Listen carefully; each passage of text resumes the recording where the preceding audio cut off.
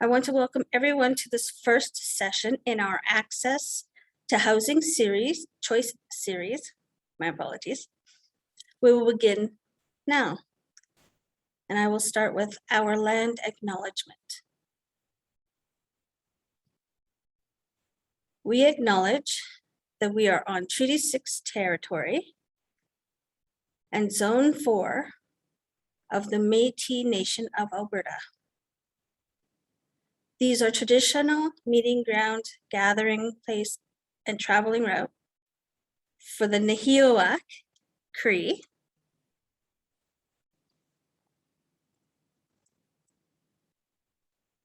Anishinaabe, Saulteaux,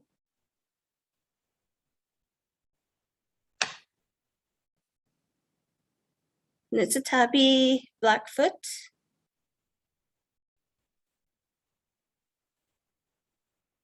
Isga Nakota, Nakota Sioux,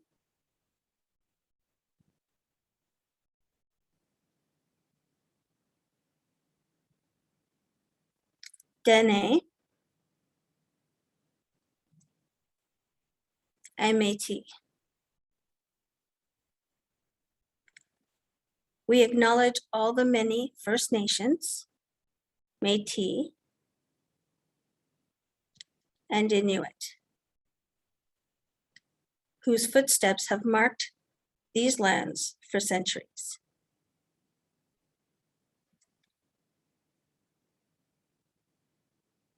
Tanze, Eskida Kosu Mimekwas, Esqueo, Sikazot. In Cree, I am Green Butterfly Woman. My name is Nadine Chalifoux, and I'll be one of your co-hosts today. On behalf of myself, Roxanne Ulanicki, Michelle Bissell, Donna Bulger, Shima Robinson, Renee Vaugeois, Josh Evans,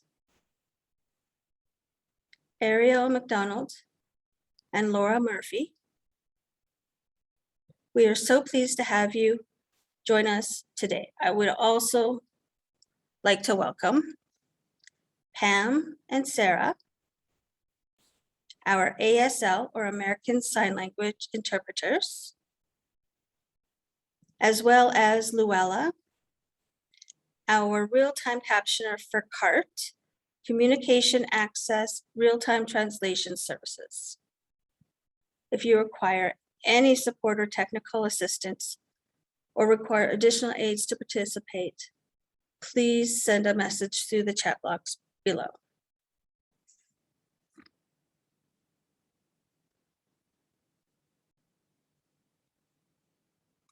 As we begin, there are a few housekeeping items I'd like to go over with you.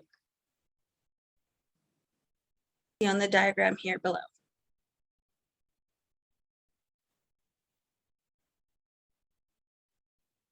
We will be using a polling feature, which will be launched by our co-host.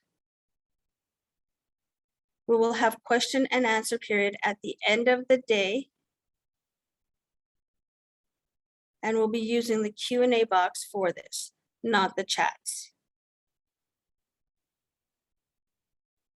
Only relevant and respectful questions will be addressed that respect and honor our core principles, which we kindly ask everyone present to respect and honor throughout the series. And they are as follows. Number 1, housing is a human right. 2, listen to understand, not respond. 3, be compassionately curious, not critical. 4, right time, right place, right people to move a conversation forward. Number 5, courage to invite people in rather than judge or call people out. Number 6, the wisdom of many is stronger than the wisdom of one. Number 7, speak for yourself and not others.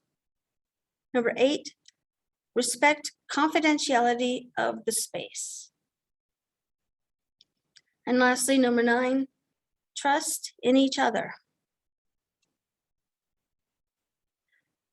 A link to these principles was shared in your registration confirmation emails, as well as reminder emails. And one of our team members will also share a copy in our chat below. We also invite you to think about what shared principles are important to you that align with the core principles and will help us achieve the goals of this series.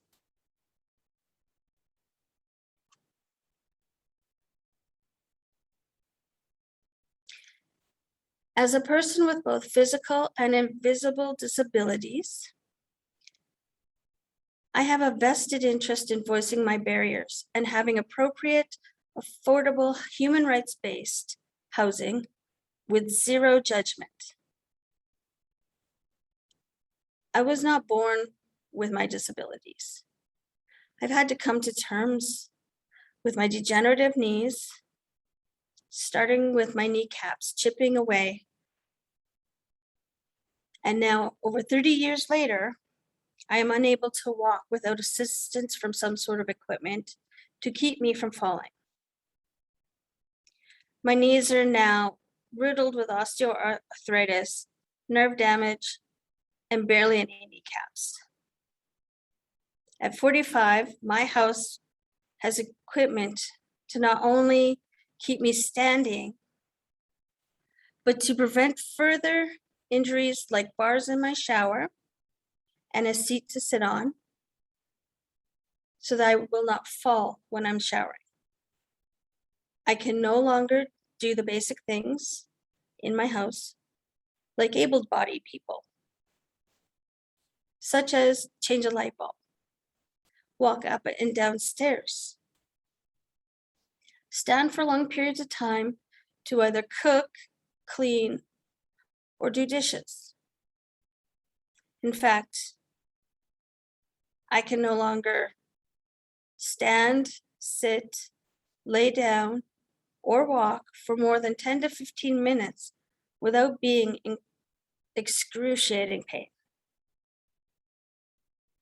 Not only has my knees deteriorated, my body has succumbed to further issues like fibromyalgia, osteoarthritis, and chronic pain throughout my entire body, as well as my deteriorating joints, my hips, back, ankles, shoulders that have been taking on a lot of slack of my damaged knees. My home is not accessible. I cannot get anywhere without the elevator in my building or the push button entrances, which is actually only in the front door, not the back.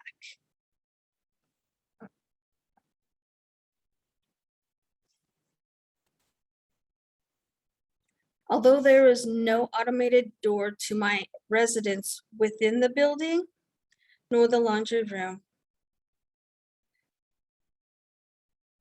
I cannot get in without manually pushing them. This makes it hard when you rely on a walker to get around and to stand. Buses are not accessible, and stores even more inaccessible because of narrow aisles and no push button entries.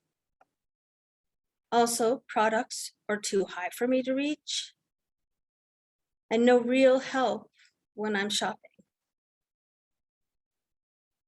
I also suffer from depression, anxiety, social anxiety, as well as I have PTSD that is not actually being cared for. These are considered invisible barriers or disabilities. And they too have a large contribution to my housing needs. They also impact my day-to-day activities. Compassion is probably the most important request I have from those industries, as it is hard to convey my challenges without feeling judged. I most definitely do not want sympathy, nor unwanted or not asked for help.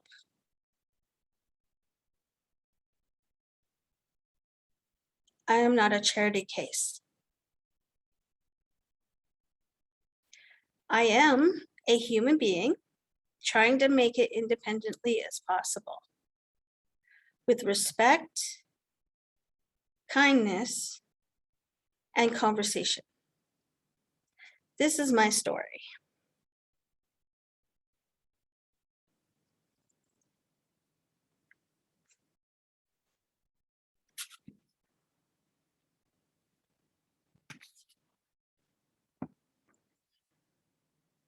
This three-part virtual series was created out of the need for a different kind of process, one where housing solutions are only created with the full participation and expertise of folks across our disabled communities.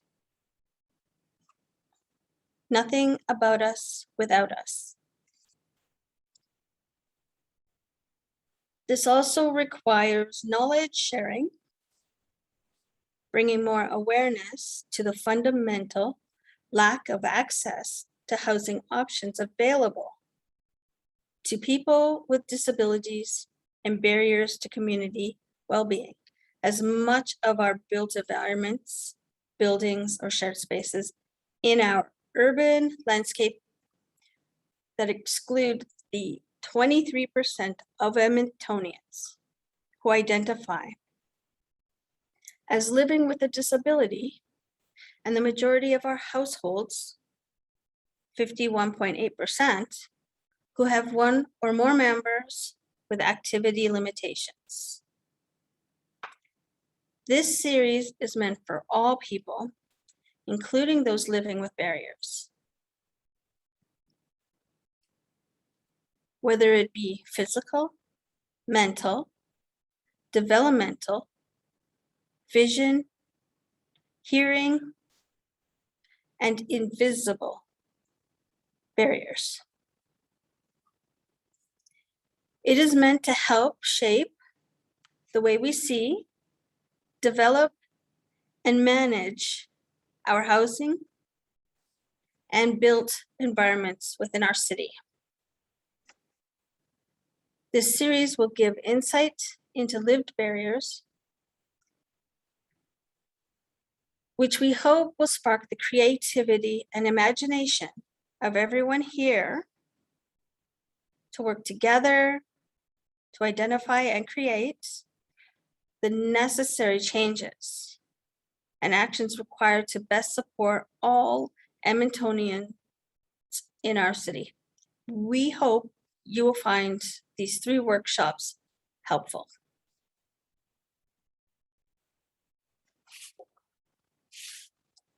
This series is a new process we are piloting, and we look forward to your feedback as we move through our 3 sessions, starting with today's event, which is titled Breaking Barriers Disability Workshop. This first session includes our interactive activity and a disability awareness workshop. Our goal is to educate towards acceptance and understanding while promoting concepts of full inclusion and participation through first-person perspectives. Next week's session 2, which is on July 16th, will feature first-person perspectives shared by 5 speakers who will generously share their lived experiences and barriers to housing choice, as well as recommendations. Our series will conclude with session 3 on July 23rd, putting knowledge into action. The goal of this series is to build on the expertise shared in these first 2 sessions and to collectively co-create action in the 3rd and final session. Invitations will be emailed to individuals who have attended sessions 1 and 2. If for some reason you are unable to attend the 2nd session, but would like to attend the 3rd, please send an email to houselab@ualberta.ca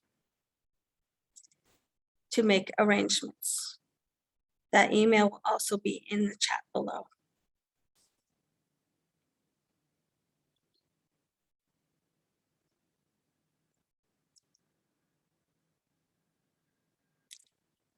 The creation and production of these workshops have been driven by our lived experience facilitators and speakers, supported in collaboration with Voice of Albertans with Disabilities, the John Humphrey Center for Peace and Human Rights, and the Affordable Housing Solutions Lab at the University of Alberta. I'd like to take a few minutes to introduce our team behind this series, including my fellow co-hosts and speakers for today's event. Donna Bulger is one of our key organizers and will be co-facilitating next week's session.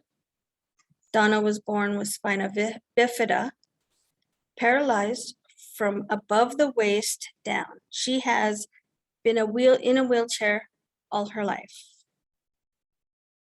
She earned a Bachelor of Education degree at the U of A and taught elementary school for 8 years before shifting her career to computer graphics.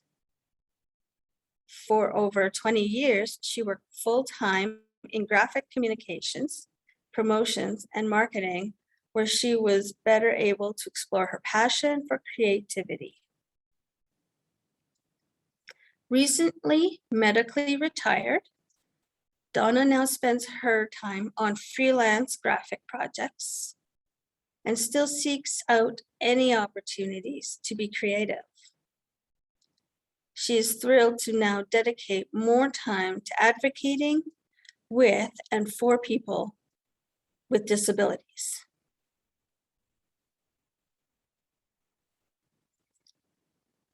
Renee Bourgeois is the Executive Director of John Humphrey Center for Peace and Human Rights. Renee and her team will be facilitating our 3rd session on July 23rd. Renee originates from Wildwood, Alberta, Canada, in Treaty 6 territory, with Ukrainian and Métis roots. She has her Master's of Political Science from the University of Alberta, with a focus on international political economy, global governance, and peace building. Since 2005, Renee has worked tirelessly to build Edmonton as a human rights city and push forward important but difficult conversations needed to bring to light the realities of human rights at the local level.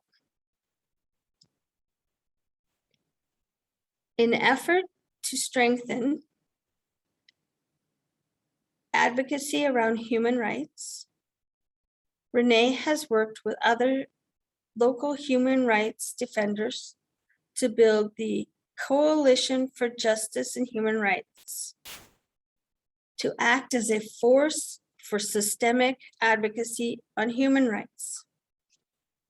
In 2020, working in collaboration with colleague Roxanne Ulanicki, Renee designed and facilitated the emergence of the Radical Inclusion Network, a team of people living with disability, working to advance human rights through a disability lens. This team has gone through training on human rights and facilitation, built a shadow report for submission to the UN Committee on the Human Rights of Persons with Disability, and expanded education on ableism in various areas. Next, I'll introduce the team at the Affordable Housing Solutions Lab, or AHSL. Joshua Evans, Laura Murphy, and Ariel McDonald. The AHSL is an initiative based at the University of Alberta and supported by the City of Edmonton.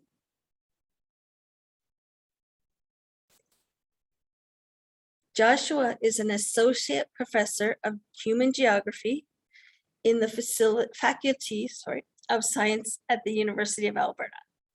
Joshua is also the AHSL's team lead,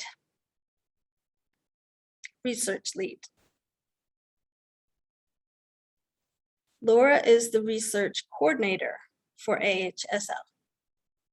She has a master's degree in sociology from Western University and is the chairperson of the Edmonton Coalition on Housing and Homelessness. Ariel is a research assistant at AHSL.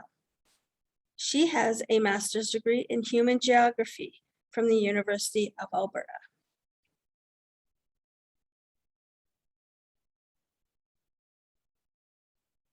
Next, I'm pleased to introduce you to my co-host, Shimo Robinson. Shima works for the Alberta Public Interest Research Group, or APIRG.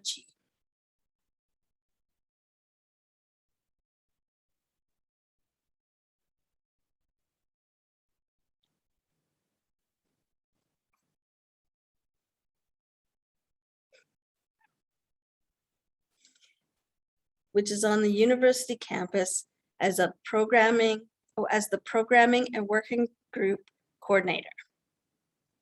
She's a University of Alberta Masters of Arts in Community Engagement candidate who advances her enthusiasm for anti-oppression and social justice work, volunteering, interning, and working with local groups that address systemic issues of oppression and marginalization in Amiskwaciwâskahikan, which roughly translates in Cree to Beaver Hills House, which is Edmonton, Alberta.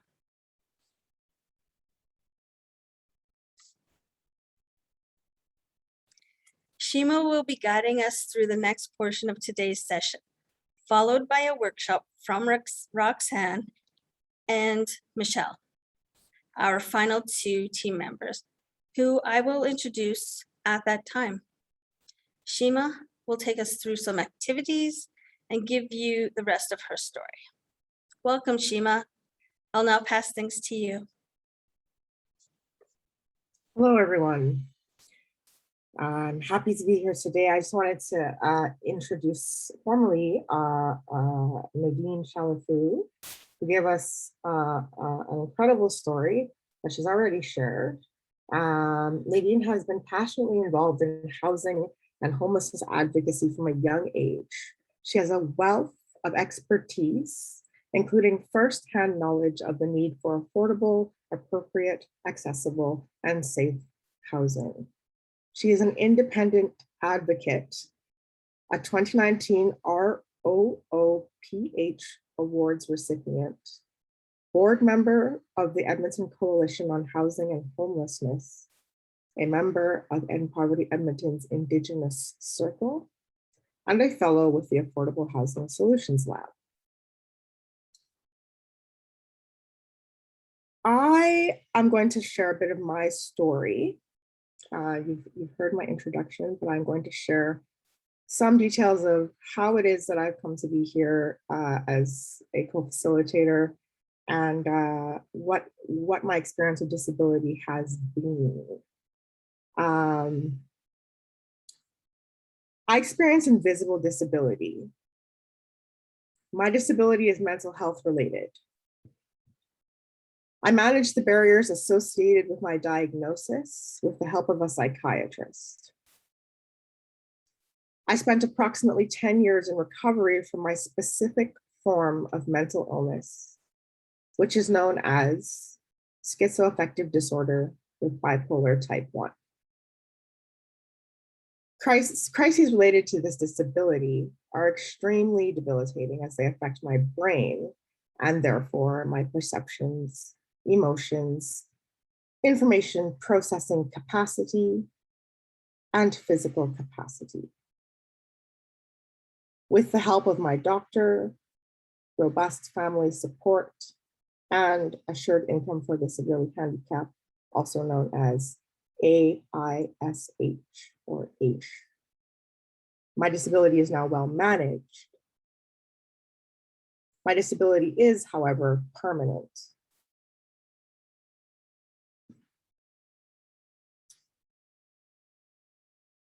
So we're going to do a little exercise today. Just a moment, please.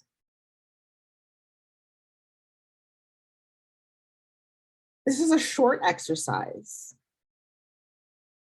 based on feminist scholar Peggy McIntosh's Invisible Knapsack of Privilege exercise that she developed to create awareness of white privilege. Only today, we are going to create awareness of ableist privilege among ourselves by asking a few questions for the entire group to answer individually and anonymously via Zoom polls. The polls will show up on your screen as a function of this Zoom meeting. I'll ask you to respond to each question with a yes or no answer. Each yes answer in this exercise is added to your invisible knapsack. Each no answer means you do not add the things in the, each no answer means you do not add to the things in your knapsack. The knapsack is a concept. And once each of the 8 questions have been answered by all participants, we will show a poll result that will give us a sense of the levels of privilege in the room, in the Zoom room. Please bear in mind that this is a confidential and anonymous exercise. So feel free to answer truthfully. And don't worry about how many of which answer you are accumulating until the end of the exercise. I'll ask you to keep a tally of your responses for your own reference, because each person's knapsack, invisible knapsack, will be different. If you answer yes to many of the questions, that means you enjoy a good deal of privilege. If you answer no to most of the questions, that means you experience many ableist barriers and experience lack of privilege in the context we are exploring today. If you find that your invisible knapsack is full at the end of this exercise, meaning you will have many yes answers, then your role in this 3-part series should be a listening role. We are going to engage with people who have lived experience of ableism and lack of privilege in finding appropriate housing. We are going to explore stories, listen to testimonials, and in the third session, interact with one another on this topic in search of ways to redress ableist oppression in the housing sector and beyond.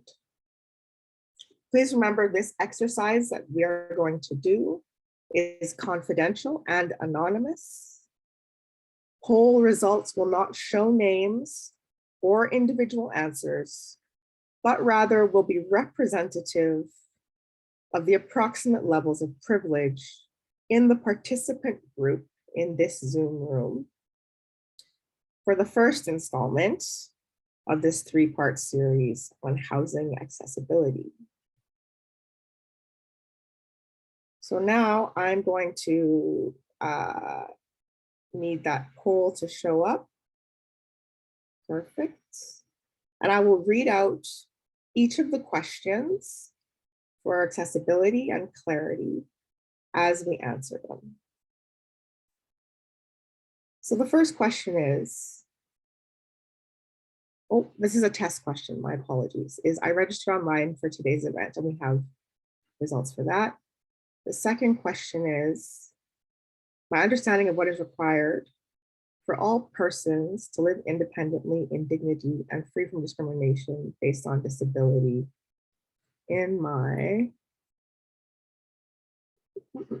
community. So you're going to rate that one from excellent to moderate to minimal to unsure. And then once those have been answered, we're going to move on to the exercise questions. My apologies for missing the test questions, but here they are.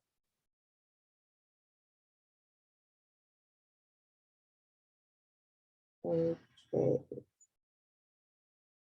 I believe we have all the answers. No, not quite. Once 100% of us have voted, I will move on to the next exercise question.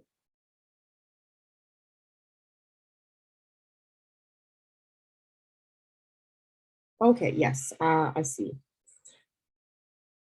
All right, well, most of us have voted. I think some people who have tuned in via phone will not have access to the vote as easily, but we're going to move on to the exercise.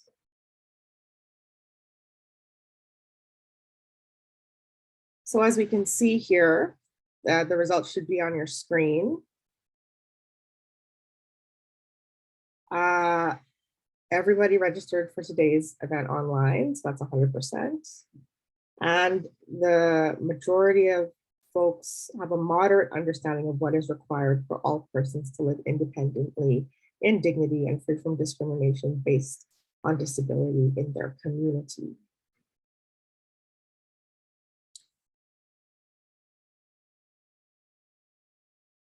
All right, now we're starting the knapsack of privilege exercise. So everybody vote if you can. And we have the voting begun here. The first question is, can you reach the top of your fridge? The second question is, are you in charge of planning your day?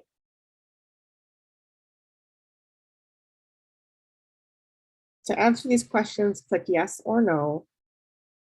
And if you click yes, add one item to your invisible knapsack of privilege. You can keep track of that with tick marks or by writing down the question and putting a check mark beside it or something like that, however you would like to, just to keep a record for your own reference.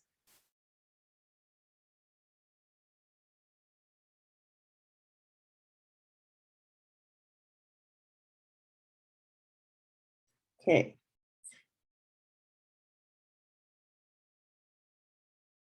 So we have, most people have voted. And the results are that most of us can reach the top of our fridge, though some of us cannot. 73% can, 27%, that was a no. Again, if you answered yes, you add it to your knapsack of privilege. If you answered no, it does not go in the knapsack. Second question, are you in charge of planning your day?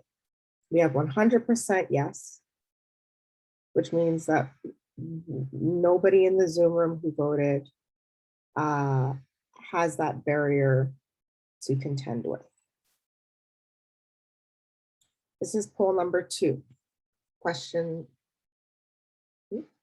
sorry. Questions number 3 and 4 in the knapsack of privilege exercise are, can you cross the street safely? Question number 4 is, when you're out with friends, do servers always speak directly to you?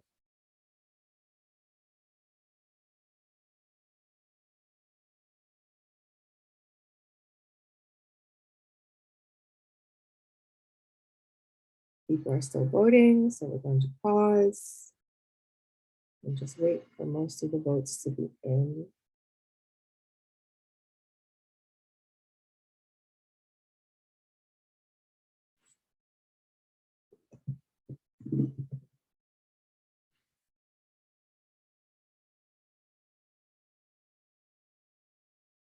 Okay, so we have most people, the results say that 92% of the Zoom participants today can cross the street safely. 8% cannot. And 75% of the Zoom participants today are spoken to directly by servers when they're out with friends. 25% are not.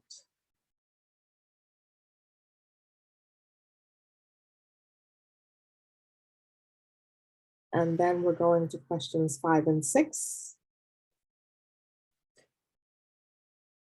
Number 5 is, do you understand every word a retail clerk says to you? Question number 6 is, if the elevator is out of order, can you take the stairs? So please vote. And remember that if you're answering yes, you add a tick mark or an item to your knapsack of privilege. If you answer no, you do not add anything to the knapsack. And at the end of this exercise, we have 2 more questions left. At the end of those 2 questions, we will have a sense from our own documentation of our answers and from the answers overall, how much privilege is in the room, how many of us experience certain types of barriers that other folks do not because of their privilege, and what that means for how we engage with the rest of this session and the rest of the sessions in the series. So these are the results here. 88% of us understand every word a retail clerk says to us. 13% of us do not. If the elevator is out of order, 79% of us can take the stairs. 21% of us cannot.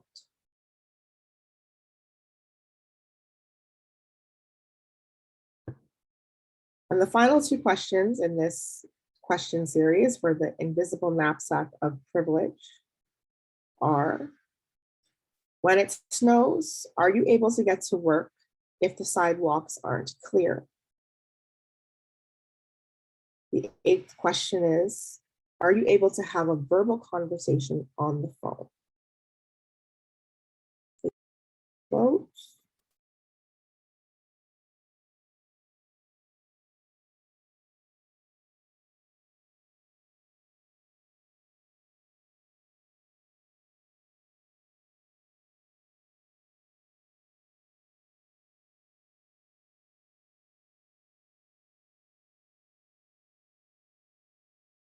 All right. So most of the votes are in, and we have 76% of us are able to get to work if the sidewalks aren't clear. 24% of us are not able to. And are you able to have a verbal conversation on the phone? We have 100% of respondents to the poll saying yes.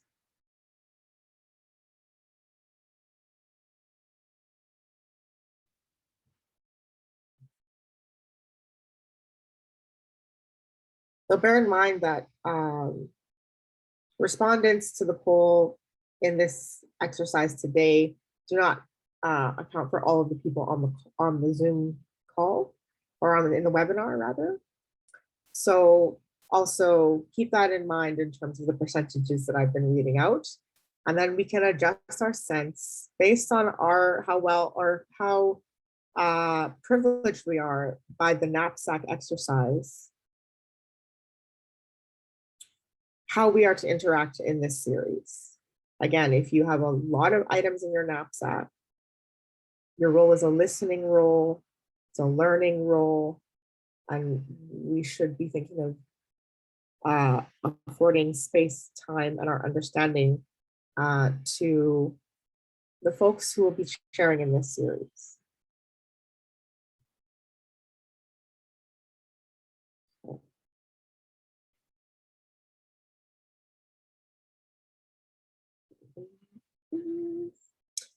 So now that we've answered all of these questions and know a bit more about the makeup of the room and also about ourselves as participants, we will be taking a quick 10-minute break. I'll pass things back to Nadine, who after the break will introduce Roxanne and Michelle, who will be leading our disability awareness workshop. Thank you very much for participating in that exercise. I hope it was helpful to you, and we'll see you in about 10 minutes.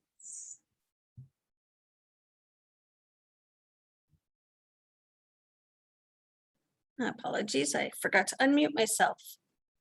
Thank you, Shima, and thank you so much for sharing your expertise and taking us through the invisible knapsack exercise, which is a great primer for our next segment.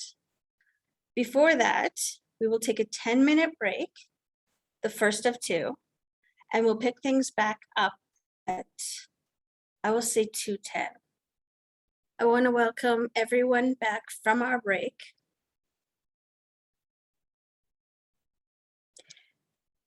I'd like to introduce our facilitators that are going to walk us through today's workshop, which is a wonderful presentation.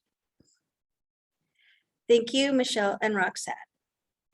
Michelle Bissell came onto the board of directors of the Voice of Albertans with Disabilities in October 2014, and now is the education coordinator.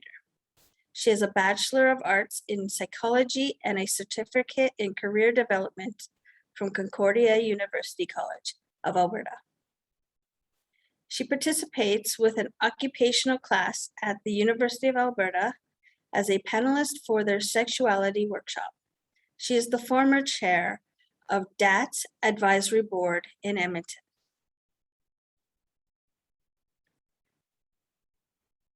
Roxanne Ulanicki is a woman with a disability who represented Canada in the 1988 Paralympics in Seoul, South Korea, playing wheelchair basketball. Since accepting an early medical retirement in 2005, Roxanne has spent her time advocating and volunteering on behalf of people with disabilities.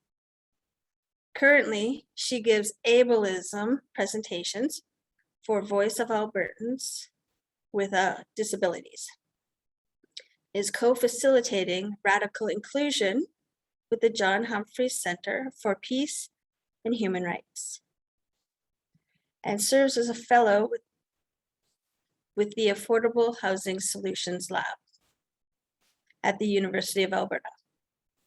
The initial idea for this series was sparked by Roxanne and Donna, and we really appreciate how Roxanne brought this team together to co-develop this series. made possible by each and every one of you who have joined us today, and we thank you. I will now pass things along to Roxanne and Michelle for the Disability Awareness Workshop.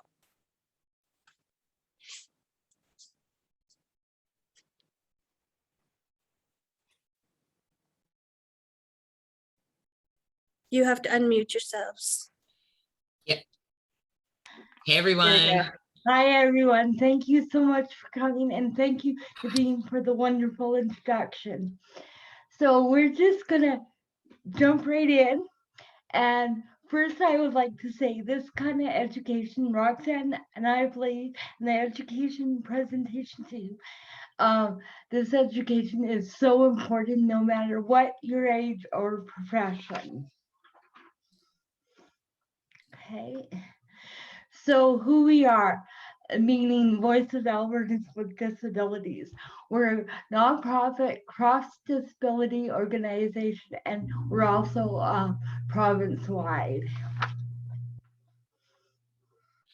And what we do, so there's many things that Voice of Albertans with Disabilities does, and the first one being disability awareness presentations, although we're calling them ableism presentations now, and we do many of these for elementary school children up to organizations and universities and everyone in between.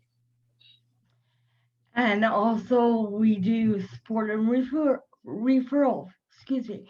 So we have a lady in our office that will help clients with CPP forms, AHSL forms, and we also do taxes during tax season for low income, and all these services are free.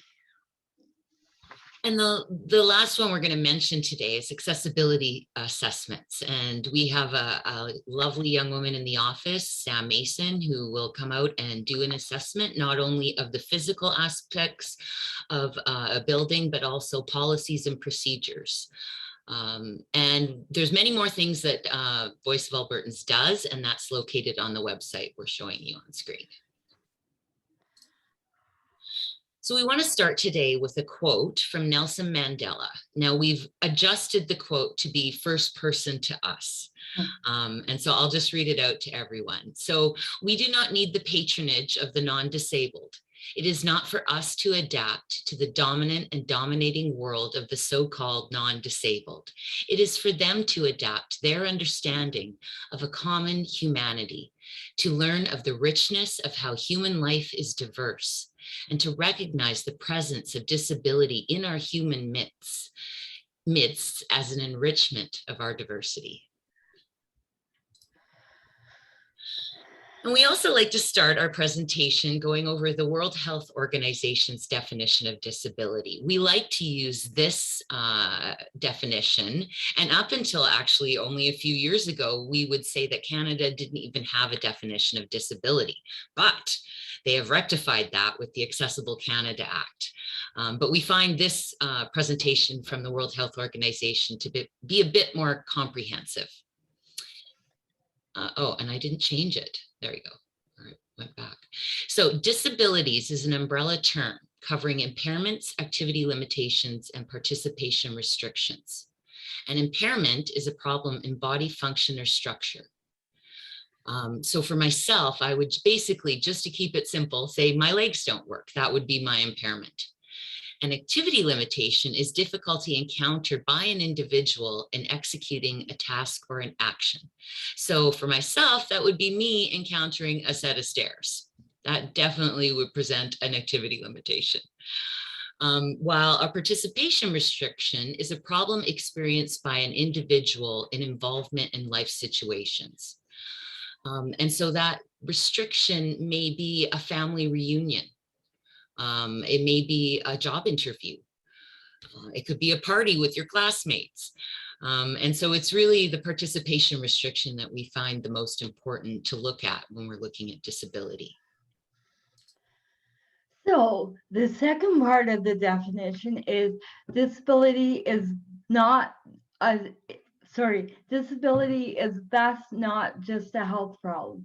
It is a complex phenomena reflecting the interaction between features of a person's body and features of the society in which he or she lives. Overcoming difficulties faced by people with disabilities requires intervention to remove environmental and social barriers. So this is saying it's not just the person, it's the environment and the social barriers that cause the barriers, the disabilities as well. So, and to go over the scope, disability covers many conditions, some visible and some not visible. A disability may have been present from birth, caused by an accident, or developed over time. There are physical, mental, and learning disabilities, mental disorders, hearing or vision disabilities, epilepsy, drug and alcohol dependencies, environmental sensitivities, and other conditions. So as you can see, there's a very broad scope, and it's usually based on the barriers that people encounter.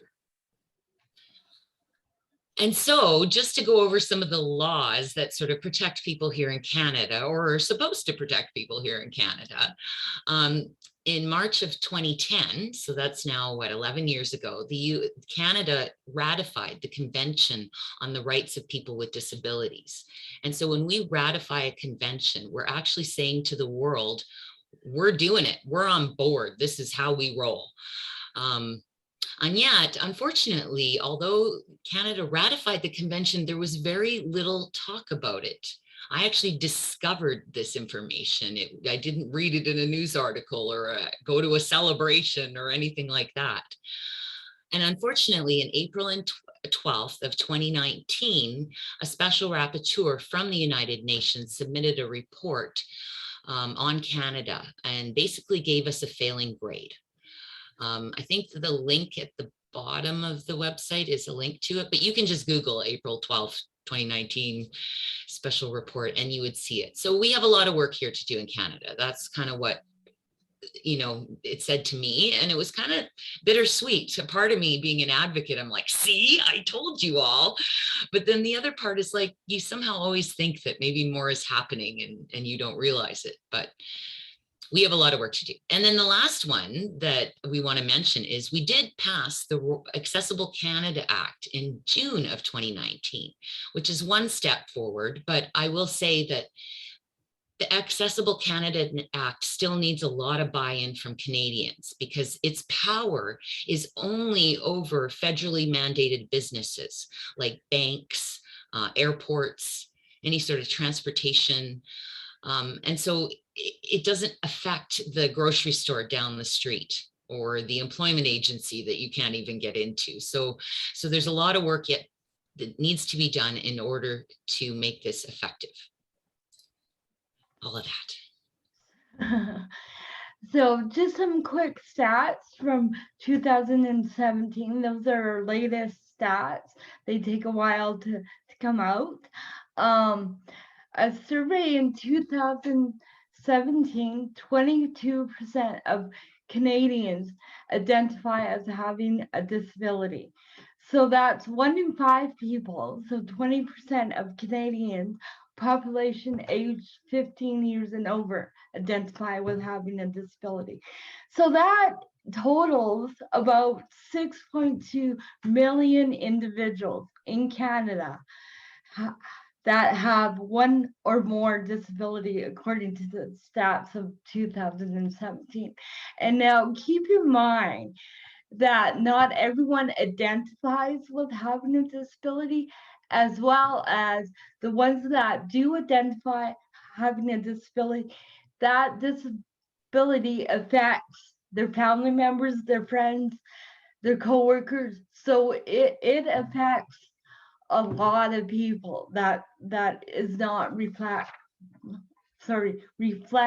in the stats here. And just something for all of you to think about is that disability does not discriminate. Disability exists in every demographic. So people with disabilities are male, female, white, black, young, old, So if you think about it, if we improve the lives of people with disabilities, then we may improve the lives of people in every other demographic. And Michelle and I think we should try that out, see what happens. And so one of the major barriers that, we seem to encounter as people living with disabilities are barriers in our activities of daily living. And Michelle and I believe that if these could be better supported, we would then be more likely to be educated, employed, married, have kids. But we're often struggling right at the basics of our activities of daily living. And this kind of support would, ensure that we're not as isolated. But also we like to mention, Michelle and I live in a housing co-op where 30% of the units here are adapted so that for people with disabilities, and we have a home care program. And because of that, we have members here that work full time that literally would not work without that help of help getting out of bed, maybe making some breakfast, and because we have that support here, they can then move on and live full lives. And those supports are not easily accessed today. And the next slide is spoon theory.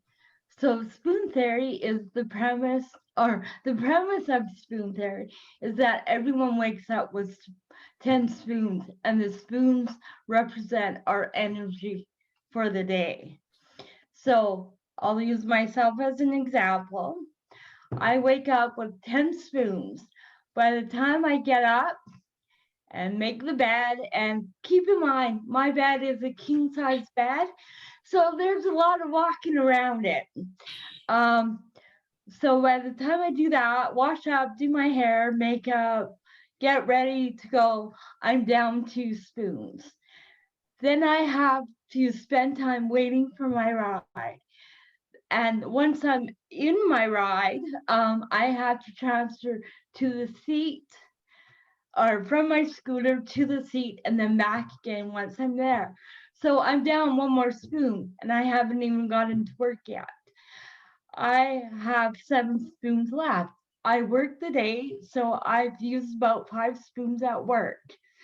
So when I get home, I have 2 spoons left. That's just enough energy to get changed, wash up, and eat supper. Quite often, I don't have enough energy to log on for a Zoom meeting or call friends or family. Also, excuse me, sometimes we have to give up something in order to have the energy to do something else. And as a quick example, if I don't make my bed in the morning, I may have the energy to call my mom in the evening or log on to a Zoom meeting. Yeah, we think this is a really important concept that people, especially we found that people with invisible disabilities find this a really useful tool for them in describing to friends and family about their energy. And this is one of my favorite little cartoons. In my opinion, I think it says it all. The little girl using the wheelchair is sitting there, and two other little girls come up to her and ask her, do we call it you handicapped or disabled?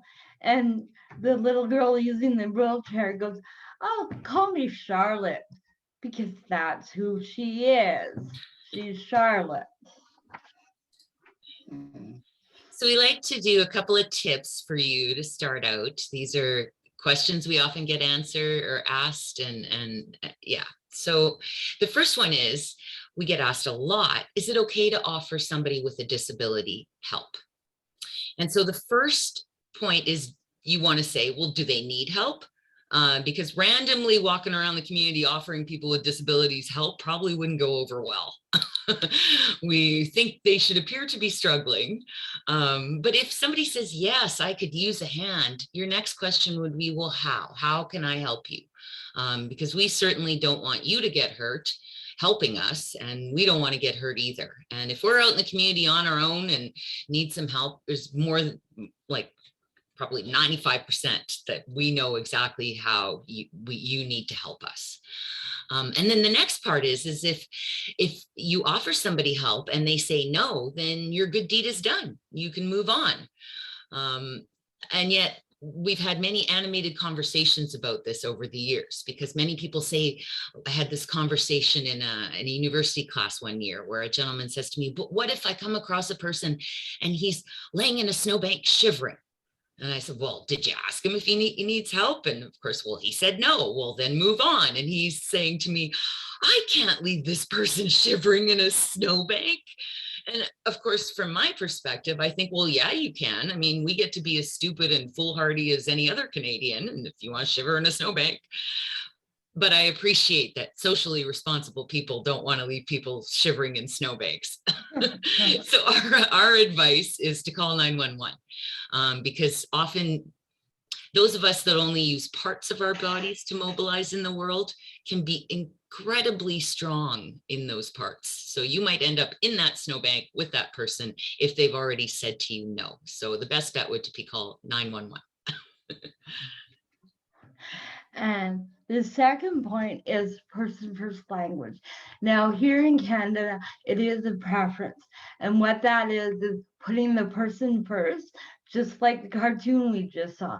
You say people with disabilities. But again, I said that's personal choice. In the UK, they don't have person first language. And also, ideally, you want to call the person by their name. You know, that's ideally what you want to do. And of course, these are always just recommendations. There's no rule. You're not going to get in trouble if you don't use person first language. No. But it's just a respectful. And then the third one is the power of language. And this is a little more subtle, and it took me years to learn it even for myself. So when I first started doing this work, I would say I'm in a wheelchair. And that makes it sound like I'm passive in this situation, that somehow the wheelchair has power. Whereas I say I use a wheelchair, that puts more power to me because I am the one using it. It has no power. And so there's things like that, as well as we like to say to not use words that imply an emotion, right? So sometimes people say, you know, you suffer with a disability. Well, some people may suffer, but Michelle and I would never use that word. We would never use a word implying that we suffer. Some people say afflicted with blindness. Well, no, they're just, you know, people are just blind. Or some people may say profoundly deaf, which is a medical term. And, you know, for everyday use, people are just deaf. You don't have to put another word amongst it. And a couple of more examples, often people will say to me, wheelchair bound. And that one just always hits me funny because the wheelchair is like one of the most freeing things that ever happened to me. Before the wheelchair, I was using full leg braces that locked with crutches. And, you know, that felt confining. Whereas using a wheelchair to me, you know, says freedom. So it's important to realize that, you know, people may feel differently and to try not to use the words that imply a feeling. Yeah. And the next one is a really important one, and it's don't make assumptions. And I know we're all human, we all make assumptions, but really try not to. I'll use an example from my life. One of the most common assumptions or questions that people ask or make about me is when they find out that I am married. They automatically ask, is he disabled too? And I'm like, oh no, am I doing something wrong? You know, there's no rule saying that disabled people have to marry other disabled people or hang out with other disabled people. And I'll give you an example. I was doing a presentation similar to this one for school, and I was early, so I was in the staff room chatting with the teacher, and she asked me if I was married, and I said yes, and she looked shocked. But without skipping a beat, she then asked me, is he disabled as well? And I said, no. And she said, I'm shocked. And I looked at her and I said, I'm shocked you're shocked. So yeah, it's still a huge, huge assumption. But there is an exception. We do want you to make one assumption, and Roxanne's going to explain what that is. Yeah, well, we think it would be really helpful if we all assumed that each other was fully capable, right? Has full agency until they tell you or prove to you differently. So you assume that somebody is completely able until they identify to you where they may need an adjustment or an accommodation. Yeah. So we have these negative words and phrases that we've picked out just to highlight. Again, these aren't rules. We're trying to give you a perspective of how we feel as people with disabilities. Now, Michelle and I did the calculation here earlier, and we have 100 years of disability experience between the two of us. So we've been doing this a really long time. And so we, the first one we want to start out with is handicapped. And this is still a word that is used in society. In fact, you can still see it on signs in certain places. But we would like people with disabilities to be used. And the reason we don't like handicapped is we feel that it gives a connotation or an impression of charity. And one of the origin stories of the words, because there's always some discussion about what's really true and what isn't, but the origin story that I found that I think is worth telling, because it might be worth remembering, is that there was a medieval king that sent his people out to war. And when they came back, of course, they had disabilities. They were war veterans. And at the time, in the medieval times, it was illegal to beg on the street. And so in his generosity, the king decreed that begging on the street was acceptable for war veterans. That was his big accommodation, is he let his veterans beg on the streets. And so we just think that, you know, and that's where it's cap in hand, right, is sort of where that comes from. And yeah, we just think it's a word that could slowly go away, and we'd be great with that. And keep using it for golf. Okay, the second point is special needs. Now, I'm just gonna tell you guys how the phrase came about. The phrase came about in it as an attempt to be less negative, labeling disabled children's educational needs rather than their condition. Now, when I was in high school, so about 16, I was given the label special needs. And for me, it was awful because I was excluded just that much more. And kids would say to me, oh, you're one of those kids. So I felt that this was patronizing and not really, I didn't have any dignity. I couldn't grow with dignity with that label. If I was labeled a student with a disability, then I could grow with dignity into an adult with a disability. Anything? Go ahead. We just find that special needs, is not a term that can be evolved. And so, we don't find it helpful. The next one is inspiration porn. And there's a great TED talk on YouTube by a lovely lady named Stella, which we used to kind of push you towards, but we then realized that Michelle has a very similar story. So she's going to share that instead today. Yeah, thanks. So again, I was in a high school, grade 12, near the end of my high school experience, and they were giving out awards. And I went to Catholic school, so they had this Caritas Christi Award, which was giving up yourself and your school community, all that kind of stuff. And I had no idea I was receiving this award until I got it. And for the life of me, I couldn't figure out why I got it, because I went to school, I did my homework, I was in the yearbook, and that was it. Yes, I talked to students, but it really didn't, I didn't think I qualified for the award. So years and years later, I was talking to my mom about this, and I asked her, I said, did I deserve this award, or did they just decide to give it to me because? And the way my mom did not answer that told me the whole story. And I was hurt and kind of embarrassed. And I took that award off my wall and off my resume. And this is the only time I speak of it, because I'm not proud of it. I didn't deserve that.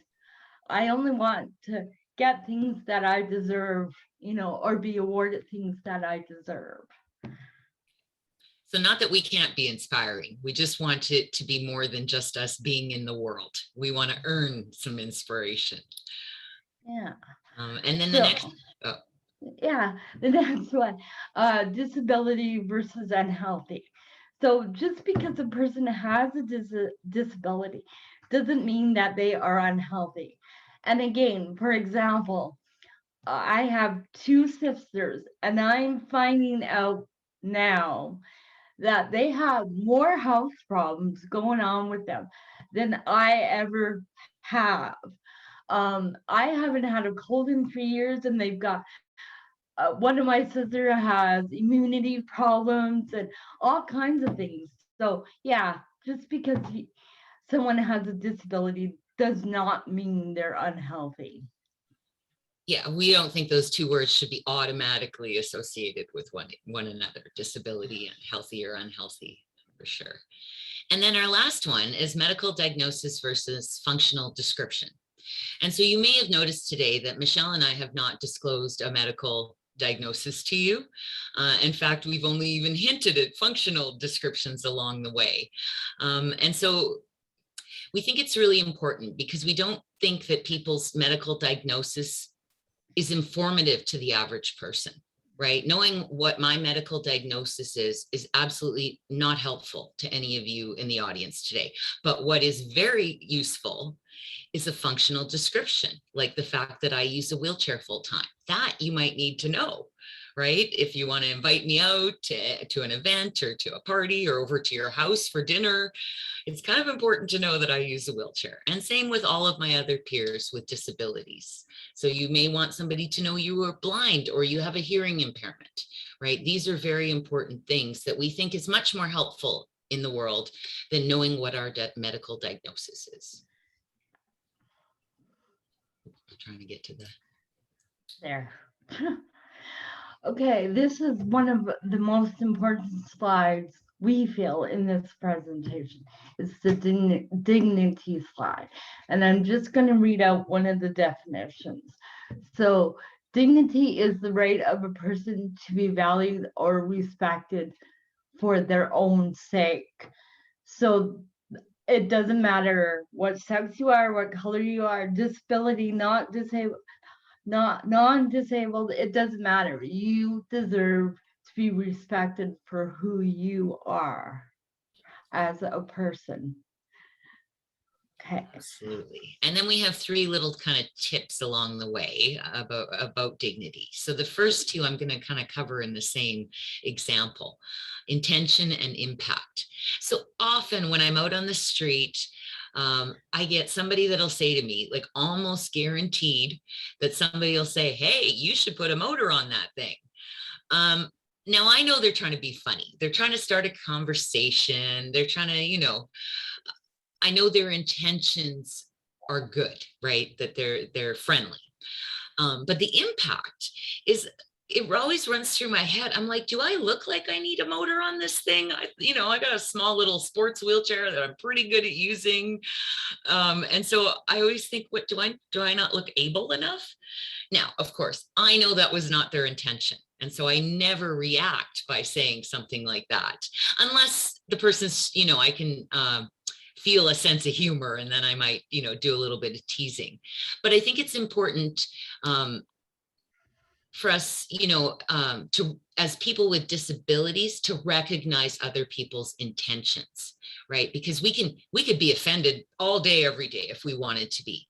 But in fact, most people aren't intending to be offensive, right? So in that moment, you have a choice of three things. You can be offended, you can get mad, you can yell, you can do whatever, roll your eyes, or you could use it as a teaching moment, right? And say, hey, no, this is actually how, I would say that, or, that offends me. You can try and just teach, or you could just ignore it and realize that it really has nothing to do with the conversation at hand and just move on.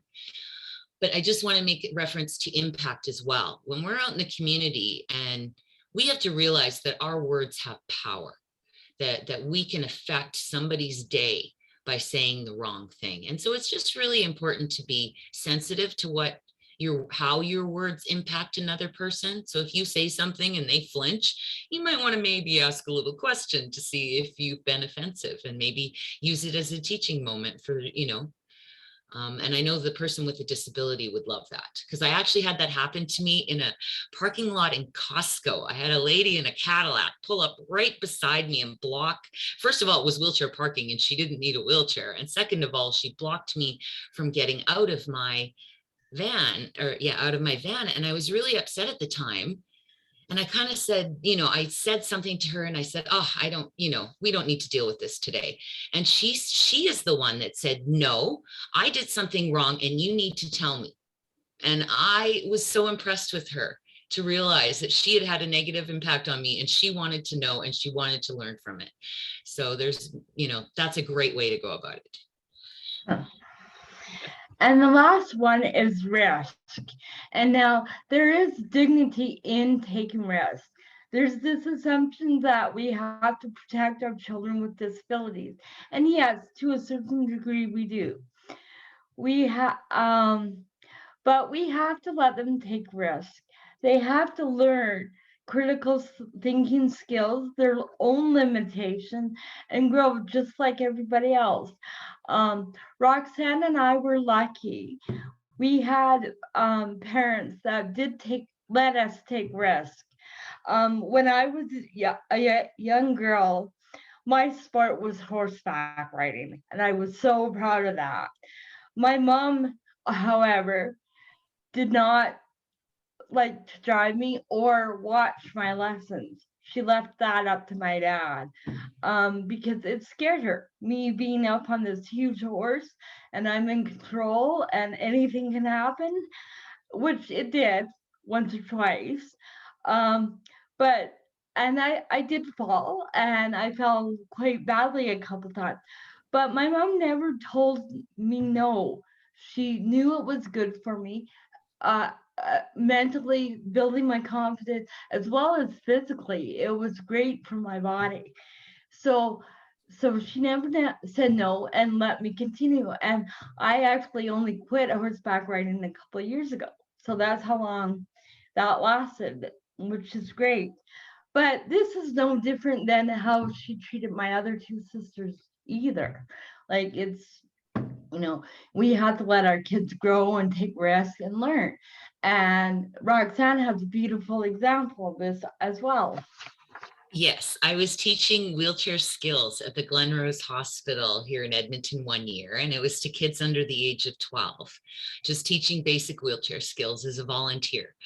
And I came across a little boy, he was about 8 years old, and I thought, and he looked pretty able, right? He was using that manual chair quite well already. And I said to him, we got to teach you how to do wheelies. And he started to cry. And I was like, oh no, what's going on? These little boys, they follow me all over the place, in stores, on the side, they're always fascinated with my wheels. And I thought, how can this be happening? Well, it turned out that mom had said, no, you can't learn wheelies. That's too dangerous. But in fact, if you're going to use a manual wheelchair full time on the streets, you have to have those types of skills. So luckily we were able to have a conversation, mom and little boy and older brother. we all got together in a little huddle, and it was decided that he could learn how to do the wheelies if his older brother stood behind him to catch him if he fell. So I was very happy. I was like, okay, thank goodness. And again, I'll just say that's why I was a Paralympian, is because I spent a summer when I was about 11 or 12 in our living room on the farm learning how to do wheelies. Now, I don't think my mom gave me permission. I think I just did it on my own, but I was not over supervised, so I could get up to, get into things like that.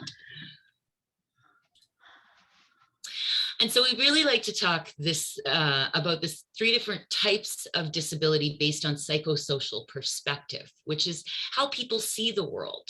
And we feel that there are 3 specific types of people with disabilities. And the first one being developmental. And so these would be people that were born with or grew up with a disability. They grew up as children with disabilities in a system that treats them like they don't know their bodies, that there are other people that know their bodies and how they should be in the world better than they do. And they become conditioned to believe that. So, in adulthood, we don't have those kinds of supports available to us. We're told to go to a family doctor and figure it out on your own. And so it can be very hard for people with developmental disabilities to branch out independently, because we tend to look for permission when we don't need any. And that's just because of the type of childhood we had. And we've also been treated really well as children with disabilities. And we're sometimes very unprepared for the cruel world that it kind of exists in adulthood. So it can be a really hard transition to grow up as a child with a disability and then into adulthood. And then the second one is acquired disabilities. And so these are people who acquire a disability later in life. It could be like a spinal cord injury. It could be MS. There's so many different disabilities you can acquire. And we find that people with an acquired disability have a bit different of an outlook. On one hand, if it's something quite tragic, like a spinal cord injury, people can often be very motivated to get back to how things were. And so they have this very specific goal on what needs to be done. Where us that grew up with a disability, we just kind of, we don't have another way it was. It's always been this way. So people with acquired disabilities have to adjust to that. But there's other things, like they may have access to insurance that people say with developmental disabilities didn't have. And they may also really look at their lives as a tragedy, right? As what happened when they acquired that disability to be a tragedy. And that is something they have to work through. And sometimes that can really have a big effect on someone. And then the third category is seniors. And so we find that seniors do not like to identify as having a disability, even though 76% of seniors have a disability. They don't like to use that terminology. And I can use my family. I mean, all of my other immediate family members have a disability, and yet I'm not sure any of them may or may not identify that way. Partially, because my mom has said to me, well, Roxanne, it's nothing like what you went through. Well, no, but my mom has rheumatoid arthritis, which, again, affects her function in the world. So those are the 3 categories we think are worth thinking about when you're, interacting and working with people with disabilities. Anything I missed, Michelle? No, Okay. it sounded good. Okay, the next slide is tips for all disabilities. So tip number 1, relax, be yourself. We're all just humans. And like we've said before, ask how you can help. The person with the disability will for sure tell you if they need help and how they need it. Absolutely. And the second one is treat each person as an individual. Ask what would make them most comfortable. Be respectful and considerate. Simple stuff. Simple. And the next one we've talked about earlier. Do not assume that you know what the person needs. And this is like, if you know one person with one type of disability does not mean you know this person with the same type of disability. Their needs and how you need to help them are probably totally different. Yeah, because we are all unique. Yeah. And the other one, the next one is walking normally when helping someone with a disability. And just to give you a visual, if you're assisting someone who is blind, you don't have to walk slower or faster or this or that. Just walk normally, and they will tell you if something needs to be different. And the next one is don't touch or move any equipment that is used by the person with the disability without consent.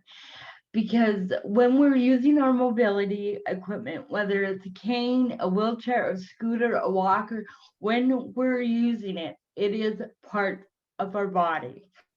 So you do not touch it or move it without asking.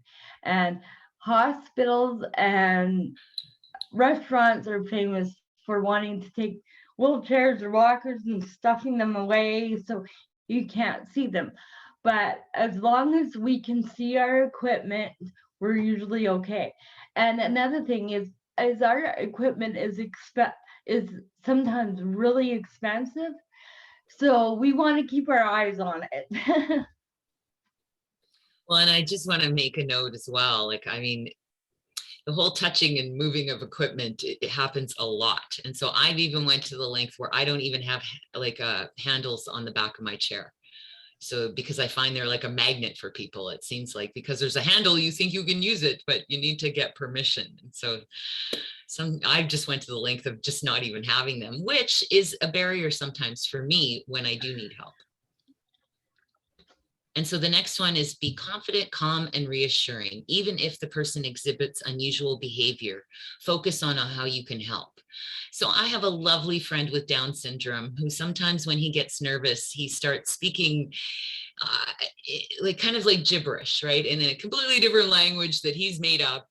And I'm never sure why, but it's important to not get excited, to just be calm and reassuring. And, I often ask him why he's speaking differently. If there's something that happened, I try to be curious about the change in behavior, but it's important just, just to be accepting that we all don't, we all interact differently in the world.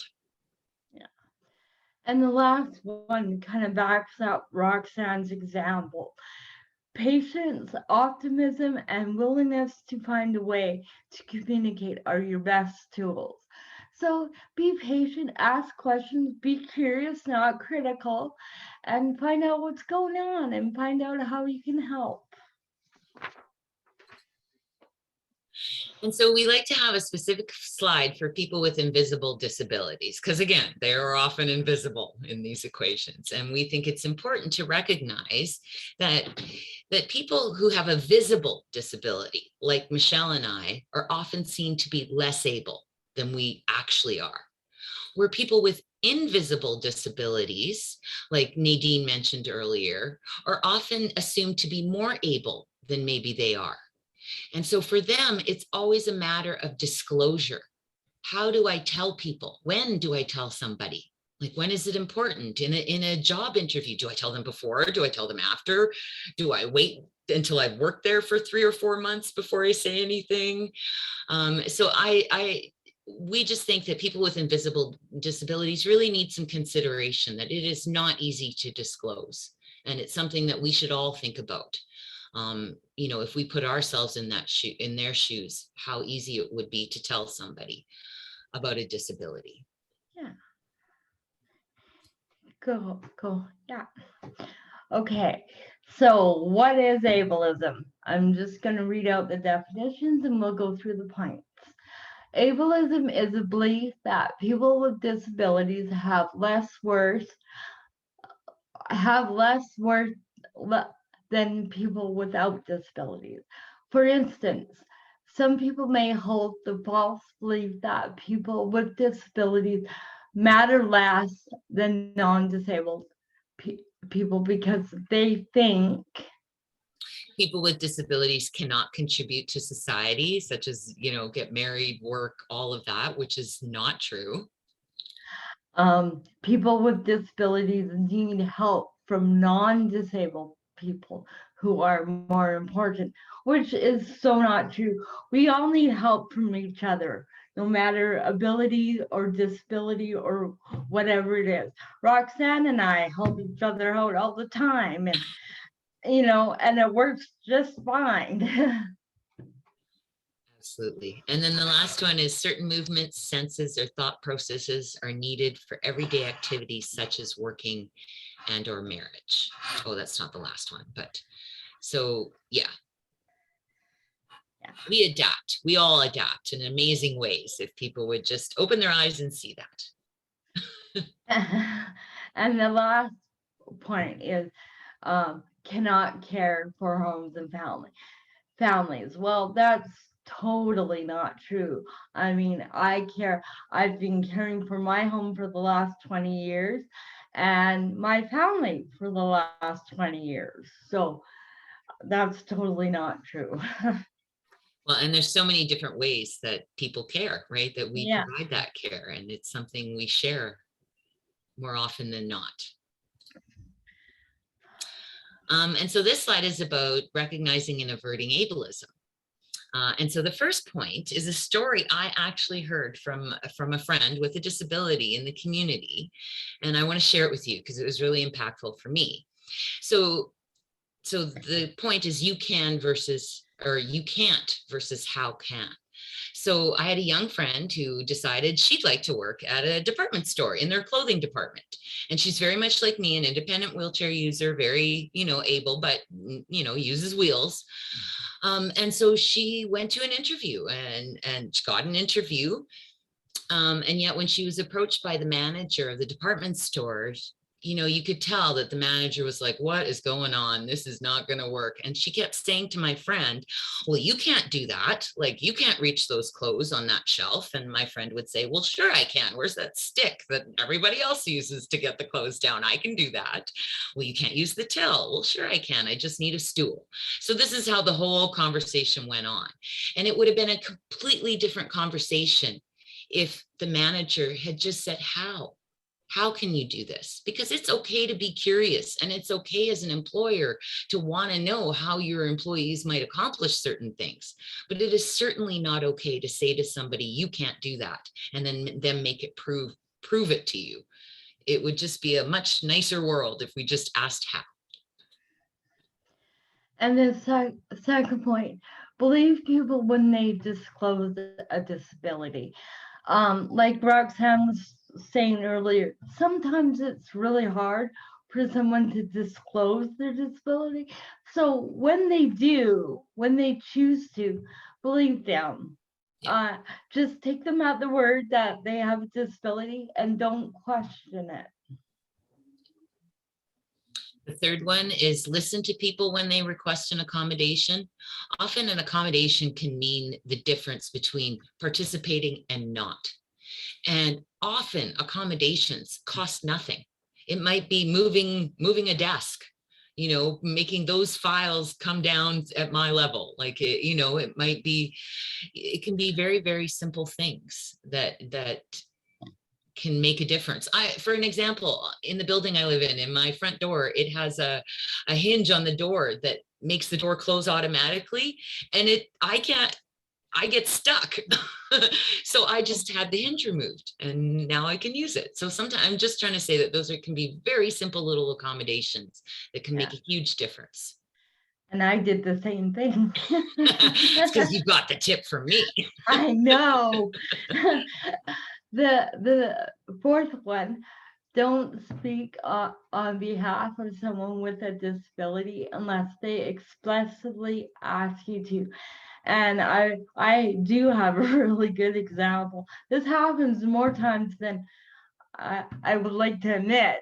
But years ago, I was shopping with my sister and her husband, so my brother-in-law.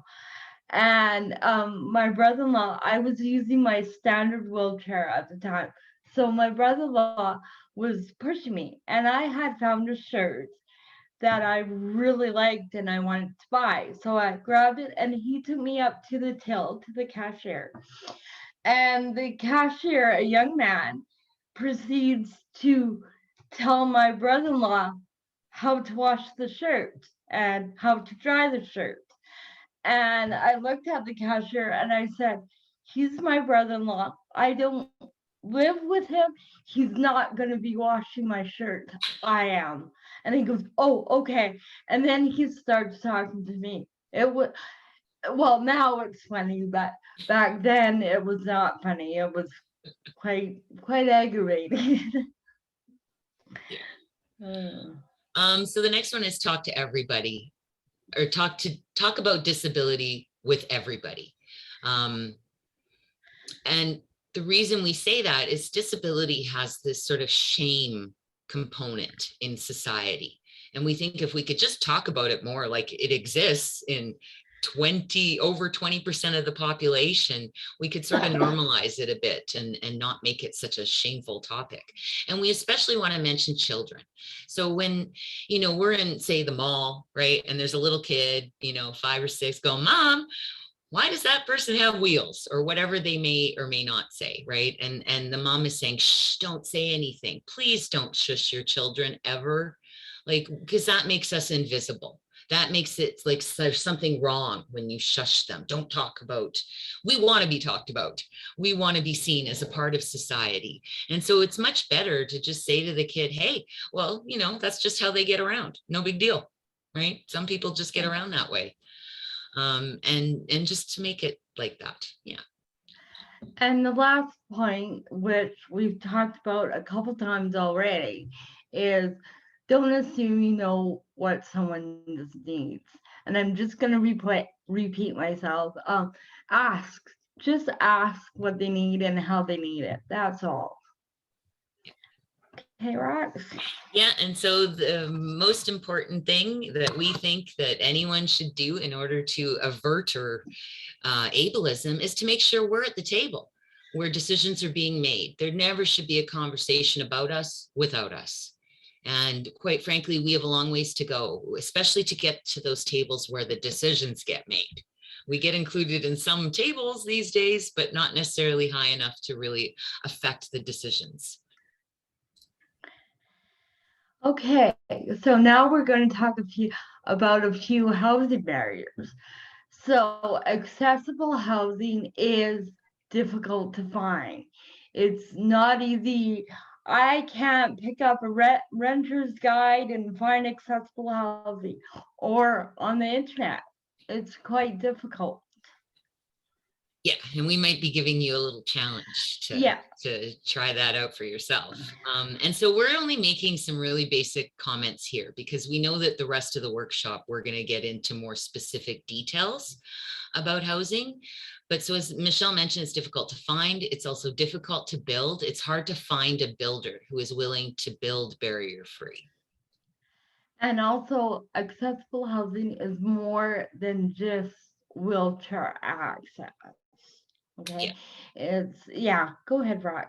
Well, it's for people who may have sight or impairments or hearing impairments. There's a great video I watched once about how the house was designed to have a family room in the middle, and yet everything would echo from there. And so this woman that was doing this work said to the family, your grandparents aren't going to hear anything if you sit them here at this table, and so there's a lot of considerations when we're looking at making our homes more accessible to everyone. Okay.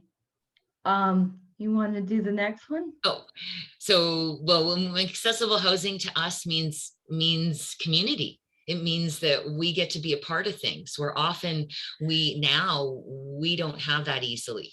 We're segregated in certain places. It's only available in certain parts of town, not necessarily near our family or friends or our work. And so accessible housing needs to be more of it so we can be a part of our communities where we want to live. And the last point is accessibility also means longevity. So because if we have accessible housing, that means we physically use less effort to do things. So we have more energy to do other things. And we do live longer and in our community and visit with friends and have more energy to do those kinds of things. Well, Instead and- of we're okay, go ahead. Sorry, Michelle. That's okay. Just that we also live less with depression, right? When we have access to housing we need. So that's an important factor. Yeah. Okay. And so because you can only see us from the shoulders up, this is us in our entirety. You can see Roxanne's wheelchair and my scooter, and I always have a king with me. So yeah. We like to end our presentations, on a positive note, because again, we've talked about how often people see our lives as a tragedy. And Michelle and I see our lives as fabulous. We have had many opportunities because we live here in Canada that we might not have had anywhere else. That doesn't mean we don't have a lot of work to do and that our lives aren't hard and we may struggle at times, but we make the best of it. And we are proud of the lives that we live and that we've accomplished. And we want more people to feel like that. But anything? You want to tell a little bit about yourself? Well, yeah, I guess we were supposed to tell a little bit about us. And of course, as you heard earlier, I'm a former Paralympian. And I was 19 years old when I got to do all of that. And it was amazing. And I got to see other parts of the world, which really informed my view of disability, because we stayed at a resort in the Netherlands one year when we were traveling on the national team, and it was completely wheelchair accessible. And yet you wouldn't have known that. Like, it was so well integrated that only you would have known that if you used a wheelchair and suddenly had access that you didn't have otherwise. So I knew from my travels that there was so much more that we could do and how Canada could be. Yeah, well, I'm not a Paralympian or a former Paralympian, but I'm like I mentioned earlier, I'm an accomplished horseback rider. I've been in a couple of horse shows and done really well. I've been married for 20 years, have 2 stepdaughters and 3 wonderful grandkids now. And I work part-time doing this, a passion of mine, which I'm so thankful for. And all the other opportunities that have come my way are just incredible. So like Roxanne said, we both make the best of our lives. It's not all peaches and cream, but I mean, we do the best we can and enjoy as much as we can. Absolutely. And we feel blessed to give these types of presentations in the community. Yes. And that comes to the end of our presentation. Thank you Yeah. all. And I think we're going to open up right away. I think we might take a bit of a break. I'm not sure. But then we're going to open up and you can ask any questions. I just want to mention that I know a bunch of my peers are in the audience today. I saw the participants list and we would love feedback. So if you don't feel represented in our presentation, we want to know how to Let do us that. know. Yeah, give us some ideas and we'd be happy to, because this presentation is constantly evolving. Constantly. Thank you, everybody. Yes, thank you so much. We'll begin our question and answer session.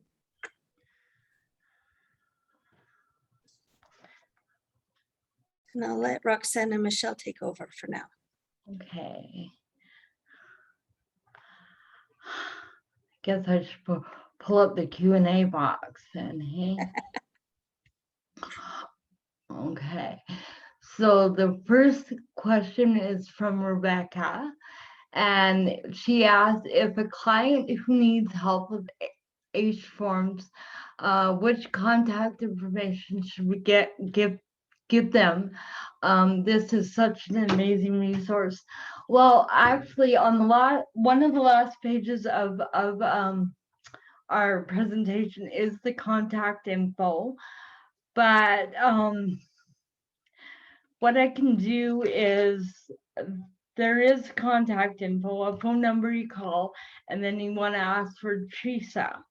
So I can pop the phone number to Voice of Albertans with Disabilities in the chat box or in the Q&A box, and then you'll be able to call and make an appointment. So I'll do that right now. Just give me a sec. I'm not a fast typer. So.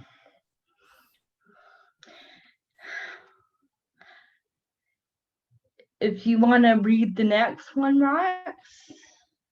Sure. So the next one is, will you be sharing the slides and or links from the presentation? And we are happy to share the slides. So maybe if you just want to, again, I'm not sure how the webinar works, but if you put your email into chat or the Q&A, we will send you a copy. The slides will also be visible in the recording that will happen, and then that recording will be going out in the links in the follow-up emails. Excellent. Thank you, Danny.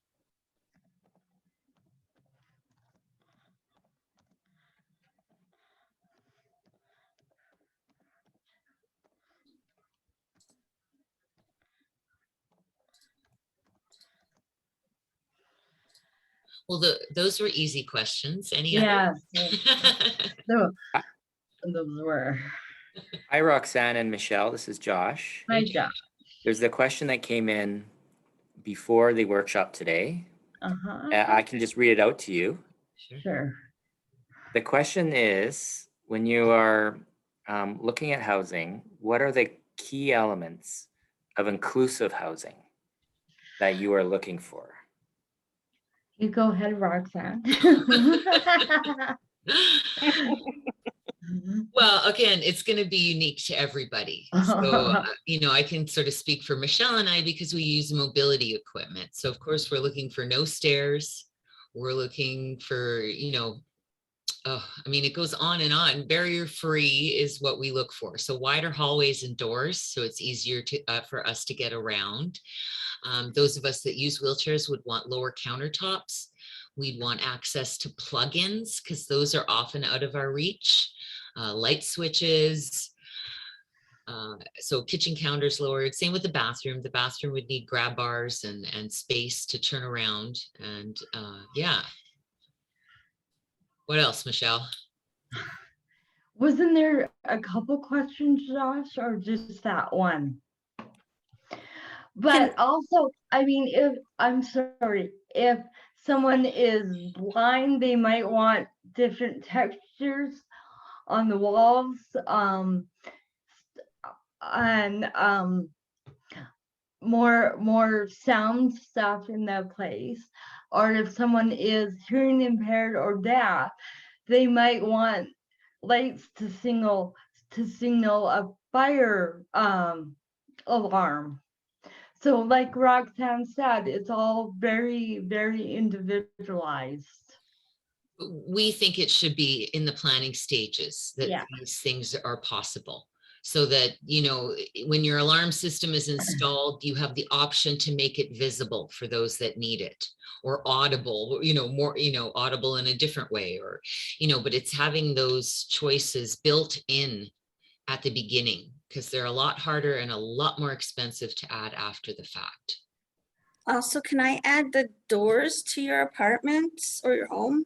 Yeah. Need to be easy. If you're in a wheelchair or a walker, it's hard to put the weight that you barely have onto a door, let alone for me, like on a walker, I still need to stand with it. I don't have free hands, but I have a neighbor even, and her apartment is considered accessible, but the door, she literally has to ram the door open and she's in her wheelchair.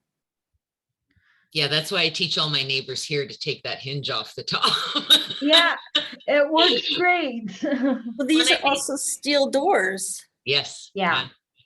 No, it I should. think the key thing, this is Donna, I've been kind of silent lately, but I think the key thing to remember is that each person is going to have individual needs, and each is just like any able-bodied person has individual needs in their homes. it just comes down to that, literally. And like Roxanne said, it's easier to have it right at the outset than to try and modify it and make it work after the fact. Okay, I'm going now. Awesome. Thanks, Donna. Yeah. Thanks, Yes, Nadine, thank Roxanne, you. Michelle. There are 2 questions in the Q&A box, Okay. Oh, possibly yeah. a third here as well. Okay. Okay, so the first one, Roxanne, you mentioned a lot of seniors don't like the term disabled. As a disabled person myself, I wonder what term to use. I often see people refer to all abilities, which I've always felt uncomfortable with. So I will say I agree. I'm not a fan of the abilities sort of labeling, because we do have disabilities. We have to be real about the, where we're at in our lives. But again, it comes down to how that person wants to be identified, right, is really all we can do in the moment. Like for us that do the work, it's important for me to know that 76% of seniors have a disability. But in the moment when you are interacting with a senior with a disability, you want to refer to them in the way that gives them dignity. So if they do not like disability, then don't use it. Call them by their name, or maybe refer to them as a senior, as opposed to, and again, it's when is it relevant, right? When is it necessary is something to think about. And the second question is directed to me. So they say, ask, Michelle, how did you find going to the UA in terms of getting around accommodation from professors, etc.? Well, luckily, I went to Concordia University, which is smaller. And they had just installed an elevator and a ramp. The ramp was horrible. At that time, I walked 100%. So I did have to do some stairs, which was very hard on me. And for accommodations from professors, I had to go to each one of my professors and talk to them and explain my situation and come up with an accommodation that would be fair for both of us. Do exams, and mostly exams. Like they wouldn't let me in his office during the time of the exam and write my exam in his office, and I could take as much time as I needed. One other prof, him and I did it orally together, and I'm actually really better doing tests and exams orally. So that worked out well for me. But I had to go to every prof and explain my situation. And now that just after I left Concordia, they actually built an accommodation room that students can go to student services and tell them, I'm taking this exam on this day, I need extra time, or I need a computer to type my exam. So they've got it all set up pretty good there now. Awesome. Yeah. Thanks, Michelle. Mm-hmm. And so the next one is more of a comment from Carrie McEachran, who talks about accessibility being more than physical barriers. Absolutely. And, it's about location. These are great comments, access, how close is the grocery store? Like mentioned that people often live in food deserts. And then it's whether or not transportation can get to you easily or not. Because if you rely on something like DATS, that can take an entire day to do a doctor's appointment if you live in different parts of the city. So thank you, Carrie. Those are really good, good comments. Yes, thank you, Carrie. And I've lived that thing. So I know it can take a day for a 5-minute doctor appointment. It kind of sucks, but yes. I agree. I take DATS right now, but they have a rule that you're only allowed 2 bags. Yeah. Really? Yeah. So, Yeah. I mean, grocery shopping is really difficult, and you have to be able to afford it. Not a lot of people can afford it. Especially if we're on some sort of dependent income. Right, an alternative mode Yeah. of transportation. Absolutely. No, that's so true. Do you want to read And then more? again, it makes you wonder who's making these decisions. Who would assume that people, because you use DATS, you don't do your own groceries? I mean, Yeah, you know, DATS exactly. is a service so that we can live independently. So then why would it, you know, yeah. Yeah. We could talk for days, right, about all Oh, the different yes. barriers. But I'll just go to the next question from Mackenzie, asking, as a person with a disability, I find people tend to use differently abled. Yeah. How do I politely tell people that that makes you uncomfortable without offending them? Which is a great question and not is. always easy. I try to use humor. I try to just kind of go, oh, well, you know, differently abled, that's interesting, but I prefer disability, you know, or whatever you prefer. And it may not be that. But I try to use humor and I try to catch it right away, right? Like in the moment, say it right away and just get it out of the way, so that it, you know, it doesn't go on and people think because you didn't say anything that that's sort of consent. But it always depends on the situation. And I'm a lot like Roxanne in that respect. I try and catch it right away and use a little bit of humor so you're not offensive, and you may be able to teach them something along the way. I just want to go back to DATS and them using only 2 bags for allowability. In the chat, Renee had asked, does that include an air tank if you need it as a bag? It does not. No. That's something you require as an actual need to get by. It's just other bags. So like if I bring a backpack around when I'm doing things. So that's already 1 bag. So if I go grocery shopping and it doesn't fit in my backpack, I'm only allowed 1 more bag. Yeah. And it's kind of nice with a scooter because I could pile bags on the arms of the scooter. So sometimes I could get away with more than 2 bags.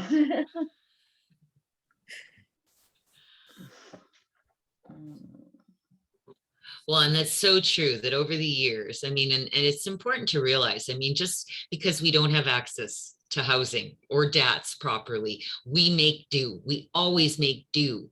But we feel that if our needs were properly met, we could be more productive and, you know, make our own money and not always having to be asking for things.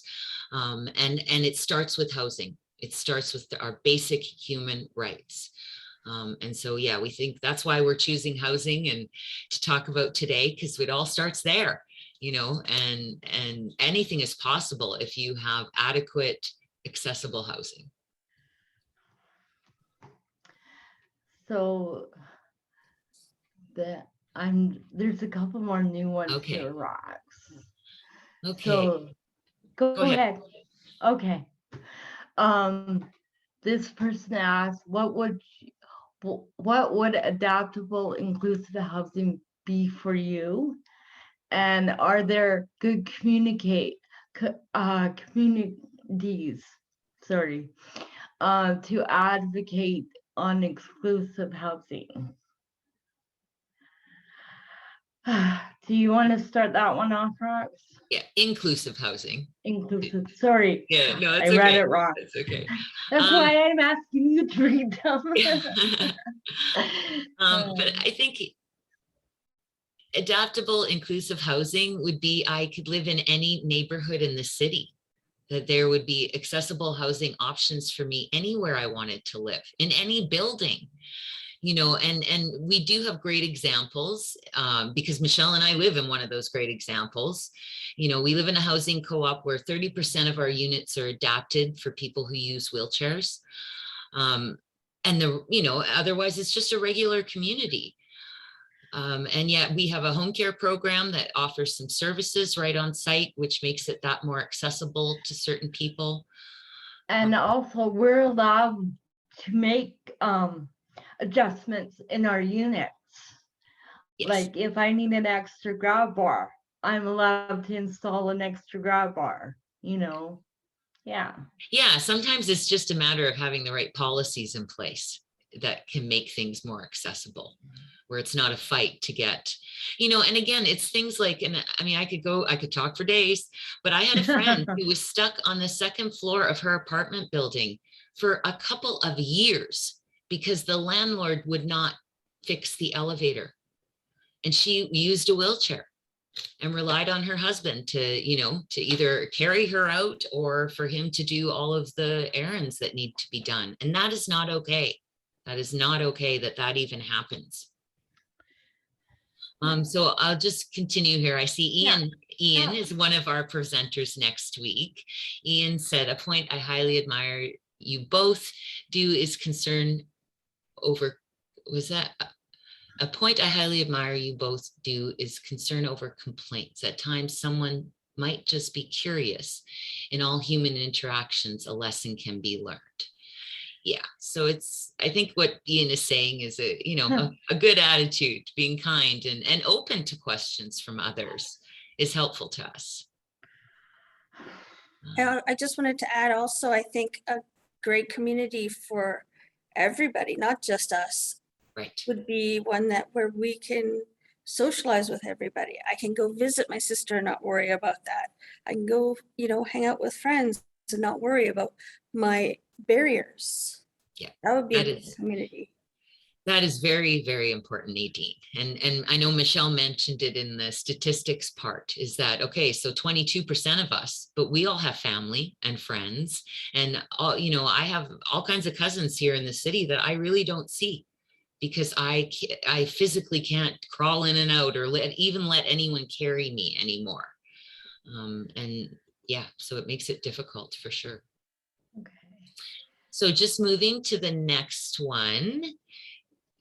So from Laura, personally, I do not use a wheelchair walker, but I cannot move into a building without an elevator because I have difficulty with stairs.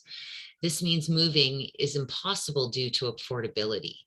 It's true, when you rent an apartment building that has an elevator, it's usually more expensive. A walk-up would be cheaper. So it makes it really hard when the majority of people with disabilities do live on lower incomes. And so moving just to the next one. It's, yeah, Good. Did I miss anything, Michelle? no, Okay. you go ahead. The anonymous attendee is, since the onset of the pandemic, many people started working from home. With people with disabilities have been asking for years. Absolutely. Yeah. Now that many workplaces are going back to the office, how can we ensure that people who need to work from home can continue to work from home? I actually have a bit of a suggestion about that, but it's more just from a personal experience. So before the pandemic, I would go to meetings and there always would be somebody that couldn't attend. Well, we'd put them on like the speaker of the iPhone. Well, it is the absolute worst way to attend a meeting imaginable. You do it when there is absolutely no other resort. And that's what I'm afraid we're going to go back to, where I would prefer if we still use Zoom, right? Even if we're all in the same office, but 3 people aren't, then let's all Zoom together because then we see each other on an equal ground. So that would be my suggestion moving forward, is allow people to work from home because it is very inclusive to people with disabilities, but you got to find processes where we're all on equal ground. So that would be my suggestion. And personally, I've always had the choice, which I so am thankful for.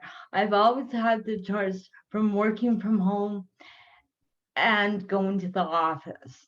So I've always had that choice even before COVID. And I've always been thankful for that because my laptop is connected to the main hard drive of work. So I'm all connected. And I absolutely love doing the presentations by Zoom because we reach more of Alberta with Zoom than if we were to travel. Well, and we save a lot of spoons. Yes, and travel is not easy on Roxanne or I. So Zoom is perfect for that. I do miss the in-person presentations though too, so. Yeah, I was gonna say, like, for me personally, I love working from home. It's very nice, using less spoons. I love that analogy. But I miss the person-to-person contact. Yeah. I miss one of my monthly meetings that I go to for the End Poverty Edmonton. We actually start really early in the morning. Well, 9 is early for me, but we have breakfast together. And you can't do that when you're Zooming from each other. It's just not the same. No. I miss that, but I miss having the option to choose. Exactly. Agreed. So hopefully we Yeah. find a way moving forward to keep including everyone. So next I have a question from Mary Green. It's who's kind asking- of 2 parts. Yeah, how long does it typically take to get into a co-op like Abbey Road for a 1-bedroom? Well, I can tell you that at the co-ops, it's not easy. We maintain waiting lists that you could wait on for years. And I find that the way most people get in here is by luck, right? Because what I'll say to you is that when you need housing, you need it now. You need it within a certain time frame. And our units don't really come available very often. I mean, we joke in the co-op about how the only way you leave here is if you're in a coffin, because once you find accessible housing, you never leave because there's literally nowhere else to go. And so unfortunately, it's often a very long waiting list. I actually have a friend waiting on the Abbey Road waiting list right now, and it could be years. So that's why we need to build more. We need to build more places like this because there's an extreme need for this type of housing. And then, and then the last one here, clarification to my question. How long does it typically take to get an adapted 1-bedroom?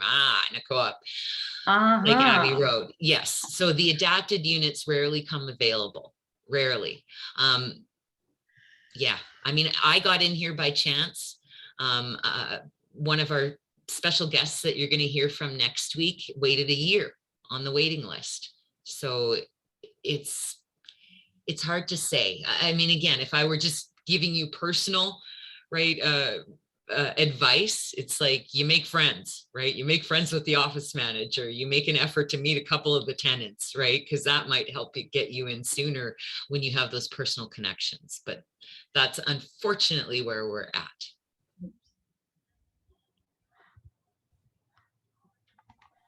Oh, and I see there is another question that I missed.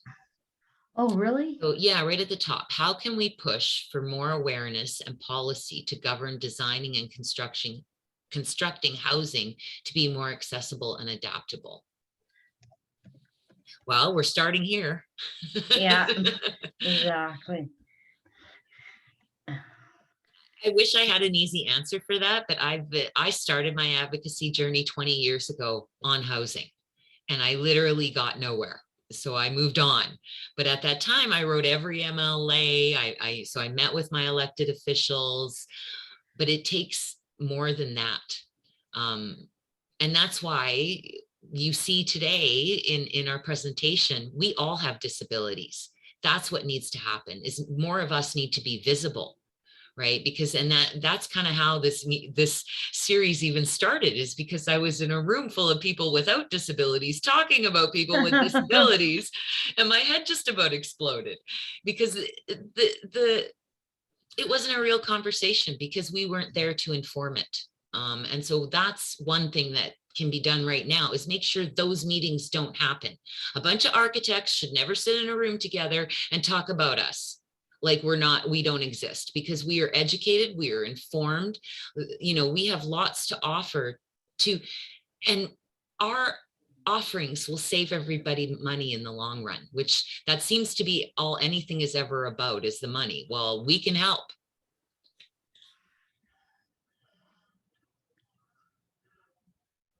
Anyone else want to say anything to that? No, you did a pretty good job there. You know, I do. I want to add to that. You're right. Nothing about us without us. You cannot make decisions for people that you don't know. They're barriers. I live in a building that claims it has accessible apartments. And I say claims because, one, the doors are not easy to open. Two, for people who are wheelchair bound, they have, or are reliant on wheelchairs, have showers rather than tubs, but there's like a 3-inch lip Mhm. They're supposed to roll Yeah. their wheelchair over. Well, that's not possible. And even trying to do that from outside of the lid onto a seat that's in the shower is, these are not helping. They're actually creating more barriers. And then they have regular cupboards like the rest of us. So they're up high. They can't use any of that. I can't even use all of mine. And that's not workable. You need more counter space that's lower, that has cupboards underneath it. You need a fridge that's not too high because you need to be able to access the freezer too. These things are not thought of. Well, as- and yeah, they don't let us talk about them, right, Yeah. Nadine? Right, because, Yeah. you know, you mentioned the fridge, which twigs me, because the big deal right now is somehow, and I don't know who starts Oh, these yeah. little rumors, is that somehow the fridge with the freezer on the bottom is a good idea. And it's not. Let me just say out loud to all of you, no.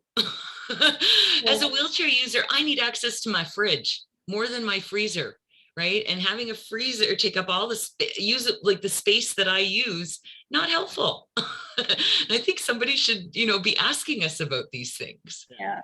I think The that's other one of one the, is the windows. I have windows that are, well, it's up high and the little dial thing to open it, I'm 5 feet, is as high as I am. And I have to open that and with very little room to get to with my walker.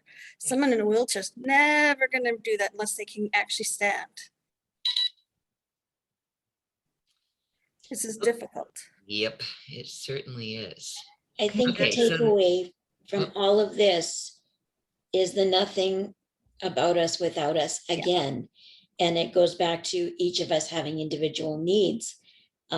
If we're not asked what we need, assumptions are being made. Mhm. Yeah. And it's kind of hard to assume these things unless you're living it. Sorry, here I am. No, Is it it's co- true. You know, and that's why we mention assumptions over and over and over again in our presentation, because it is truly where you start is by not making assumptions. And so I just want to go back to the Q&A. Yasushi, who's one of our fellows with the Affordable Housing Solutions Lab, says the 10 spoons analogy was excellent, as was the backpack exercise. My apartments, and so Yasushi is involved in a green violin organization, which is all about sustainable, affordable, and accessible housing. And so he says, my apartments are for affinity groups in proximity, and 20% of the units will be accessible, which I'll save for wheelchair users in that affinity group. I wonder if my goal of 100% of units being accessible is counterproductive for inclusive living. Well, I would say it's never counterproductive to make everything accessible. Because again, as we mentioned earlier, we have families we'd love to visit with, and often they don't live in accessible places. So yeah, I mean, I think we all would say 100% needs to be accessible, but we would take 20%, absolutely. But to me, because there's such a need, we could almost build 100% now for years and still maybe not have what's necessary. We did mention earlier, I think in the presentation, one of the statistics is that over 50% of Albertans have at least one person in their family with activity limitations. So, you know, and that's up like a lot from just 10 years ago. So it's something we really need to be addressing. Okay, so next question is, would developing a town hall together on making the housing choices to include us equally on bringing up the actual needs in inclusive housing? I think a town hall is always a great idea. Part of the trick in advocacy in all of this is getting the right people at the table, So even today, we don't know how many actual builders or developers or people that have, Yasushi is one of them, but how many others have come and taken this kind, had this kind of education. That's what needs to happen, is the people at the higher levels need to have this type of education, and they're very busy people. So it's hard to tie them down. Okay, I should let somebody else read a question. Oh, I'll read it. Okay. You answer it though. What is the best kind of fridge for a person who uses a wheelchair? This is funny. Well, again, it's always personal preference, but I will tell you just from my experience, because I've now had a few different types. And quite frankly, the regular type, the usual type, is probably the easiest. I now have one that is side by side, but it's a little difficult. Like I have more freezer sort of space that I can get to easily, but the doors are quite narrow, and so they're not as easy to access. So if I was looking back and just now that I know, because I've also been to Donna's and she has one of the silly ones with the freezer on the bottom, which gives her no fridge space. It's bizarre. And I'm really short. So, this part of my fridge is empty, and yet my freezer is jam-packed full, and I don't really use it as much. So yeah, it's a personal preference for sure. Yeah. But the regular one that Roxanne was sort of talking about, this standard fridge on the top, fridge on the bottom, freezer on the top, is probably the most universally. Yeah, and for myself, and you can only ever speak for yourself, but I find it easier to pull down and push stuff back up as opposed to having to lift things. Lifting things off the floor is very difficult. And also for myself, although I'm not a full-time user of my scooter, I do walk around in my apartment and pull things out and stuff. The regular fridge is the best for me with a freezer on top, because if I bend over, I could lose my balance forward as I'm bending over and fall right in and really hurt myself. I could see that happening, I just want to let you ladies know that we need to be mindful of time. Excellent. Okay. All questions that you continue to post in the Q&A will still be answered, just offline. If anybody has anything else they want to put in for comments, you can use the chat button on below. Awesome. So we have one last one in the Q&A, and that's again from Yasushi. And I love, that he's bringing this up, because yes, he said that's a really good point, that your family's places can be accessible so that wheelchair users can visit. And yes, it's called the visitable housing concept. And what visitable housing means is basically that I could wheel in and use the washroom, right? And visit. Right. So I might not be able to get to the bedrooms or use the laundry or, some of the, but I can visit easily. So yes, we would love to see every building from today forward be visitable to us. It would be awesome. Imagine the parties we could have, ladies. Oh, no kidding. Okay, so I'm going to thank you all again. And I want to thank everybody for joining us today, for your support of this new process, your participation, and undivided attention. A special thank you to Shima, Michelle, and Roxanne for their presentations today. Before we bring today's session to an end, we have a few more housekeeping items to share with you. We will send all links, documents mentioned below to you in a follow-up email. I first want to reiterate our series principles first. Housing is a human right. Listen to understand, not respond. Be compassionately curious, not critical.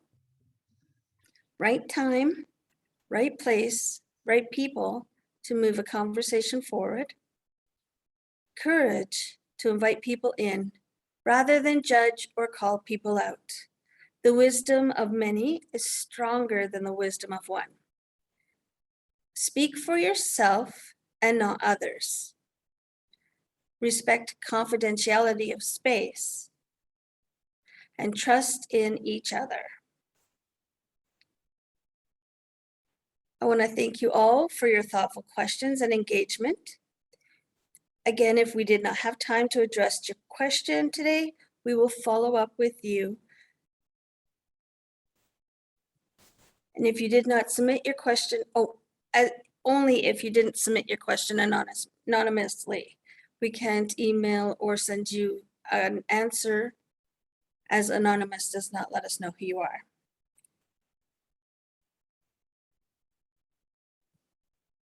Let's see, if you have any other questions or if you want to resubmit your question, you can do so in the chat button below. Please also feel free to reach out to all lowercase houselab@ualberta.ca with any additional questions or thoughts. At the end of this Zoom webinar, a pop-up link will appear to you, asking you to fill out a brief feedback form. As this is a process we are piloting, we really appreciate any feedback you have for us. We also want to remind you of our next sessions. Next week, Friday, July 16th, from 1 p.m. to 4 p.m., where we will be welcoming 5 invited guest speakers who will generously share their lived experiences with the barriers to housing choices. There is still time to register. One of our team will pop up the link in the chat below for you. Also, a reminder for the third and final event in our series on Friday, July 23rd from 1 p.m. to 4 p.m., which is what our first 2 sessions are building towards. So we're applying the knowledge shared today and next week into action on the third session. We ask that each session builds to the next and that you attend the 2 prior sessions. If you have a schedule conflict next week, but would like to attend the final session, please email houselab@ualberta.ca to make arrangements. As well, if you know of anyone personally or professionally who would be interested in joining us, please ask them to register for the July 16th event as soon as possible. You will also receive a follow-up email on Monday, July 12th, which will include the following: the link to the AHSL's YouTube channel, where the recording of today's session can be found. A final version with post ASL transcription and CART translation will be uploaded in place of the initial version in a few weeks. The link to our feedback survey, just in case you didn't get it, the registration link to our second session for July 16th, and links to two short assignments. One is a small homework assignment, and the other one is co-creating shared principles for this series. And then building on Michelle and Roxanne's presentation, a link to a document with some key statistics on housing and disability.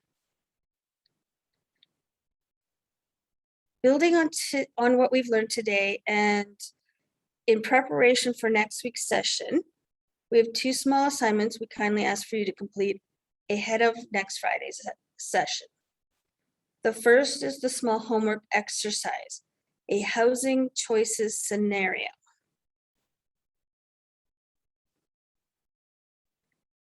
Which is on the screen for you to look at. It will be sent to you.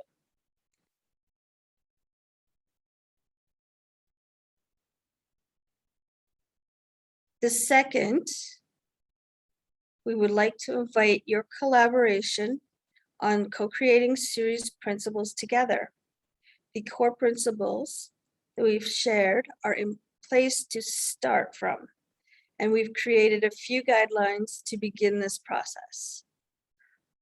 We welcome any suggestions you have for principles for this series, which can be anonymously submitted at https://forms.gle/cb4 capital J, capital R, capital W, capital A, capital Q, capital T, lowercase c, t, d, g, 4, Y, capital M, 6. That link is in the chat box right now for you. These details will be emailed out in the follow-up email sent out Monday. Again, if you have any questions or would like to contact us, please send an email to houselab@ualberta.ca. And lastly, on behalf of my fellow facilitators and the Access to Housing Choice team, I want to thank you all again for joining us today, for your support of this new process, your participation, and undivided attention with this wonderful first session of the Action to Housing Choice webinar series. And we look forward to seeing you next week. Thank you very much. Have a good day. Thank you. Bye.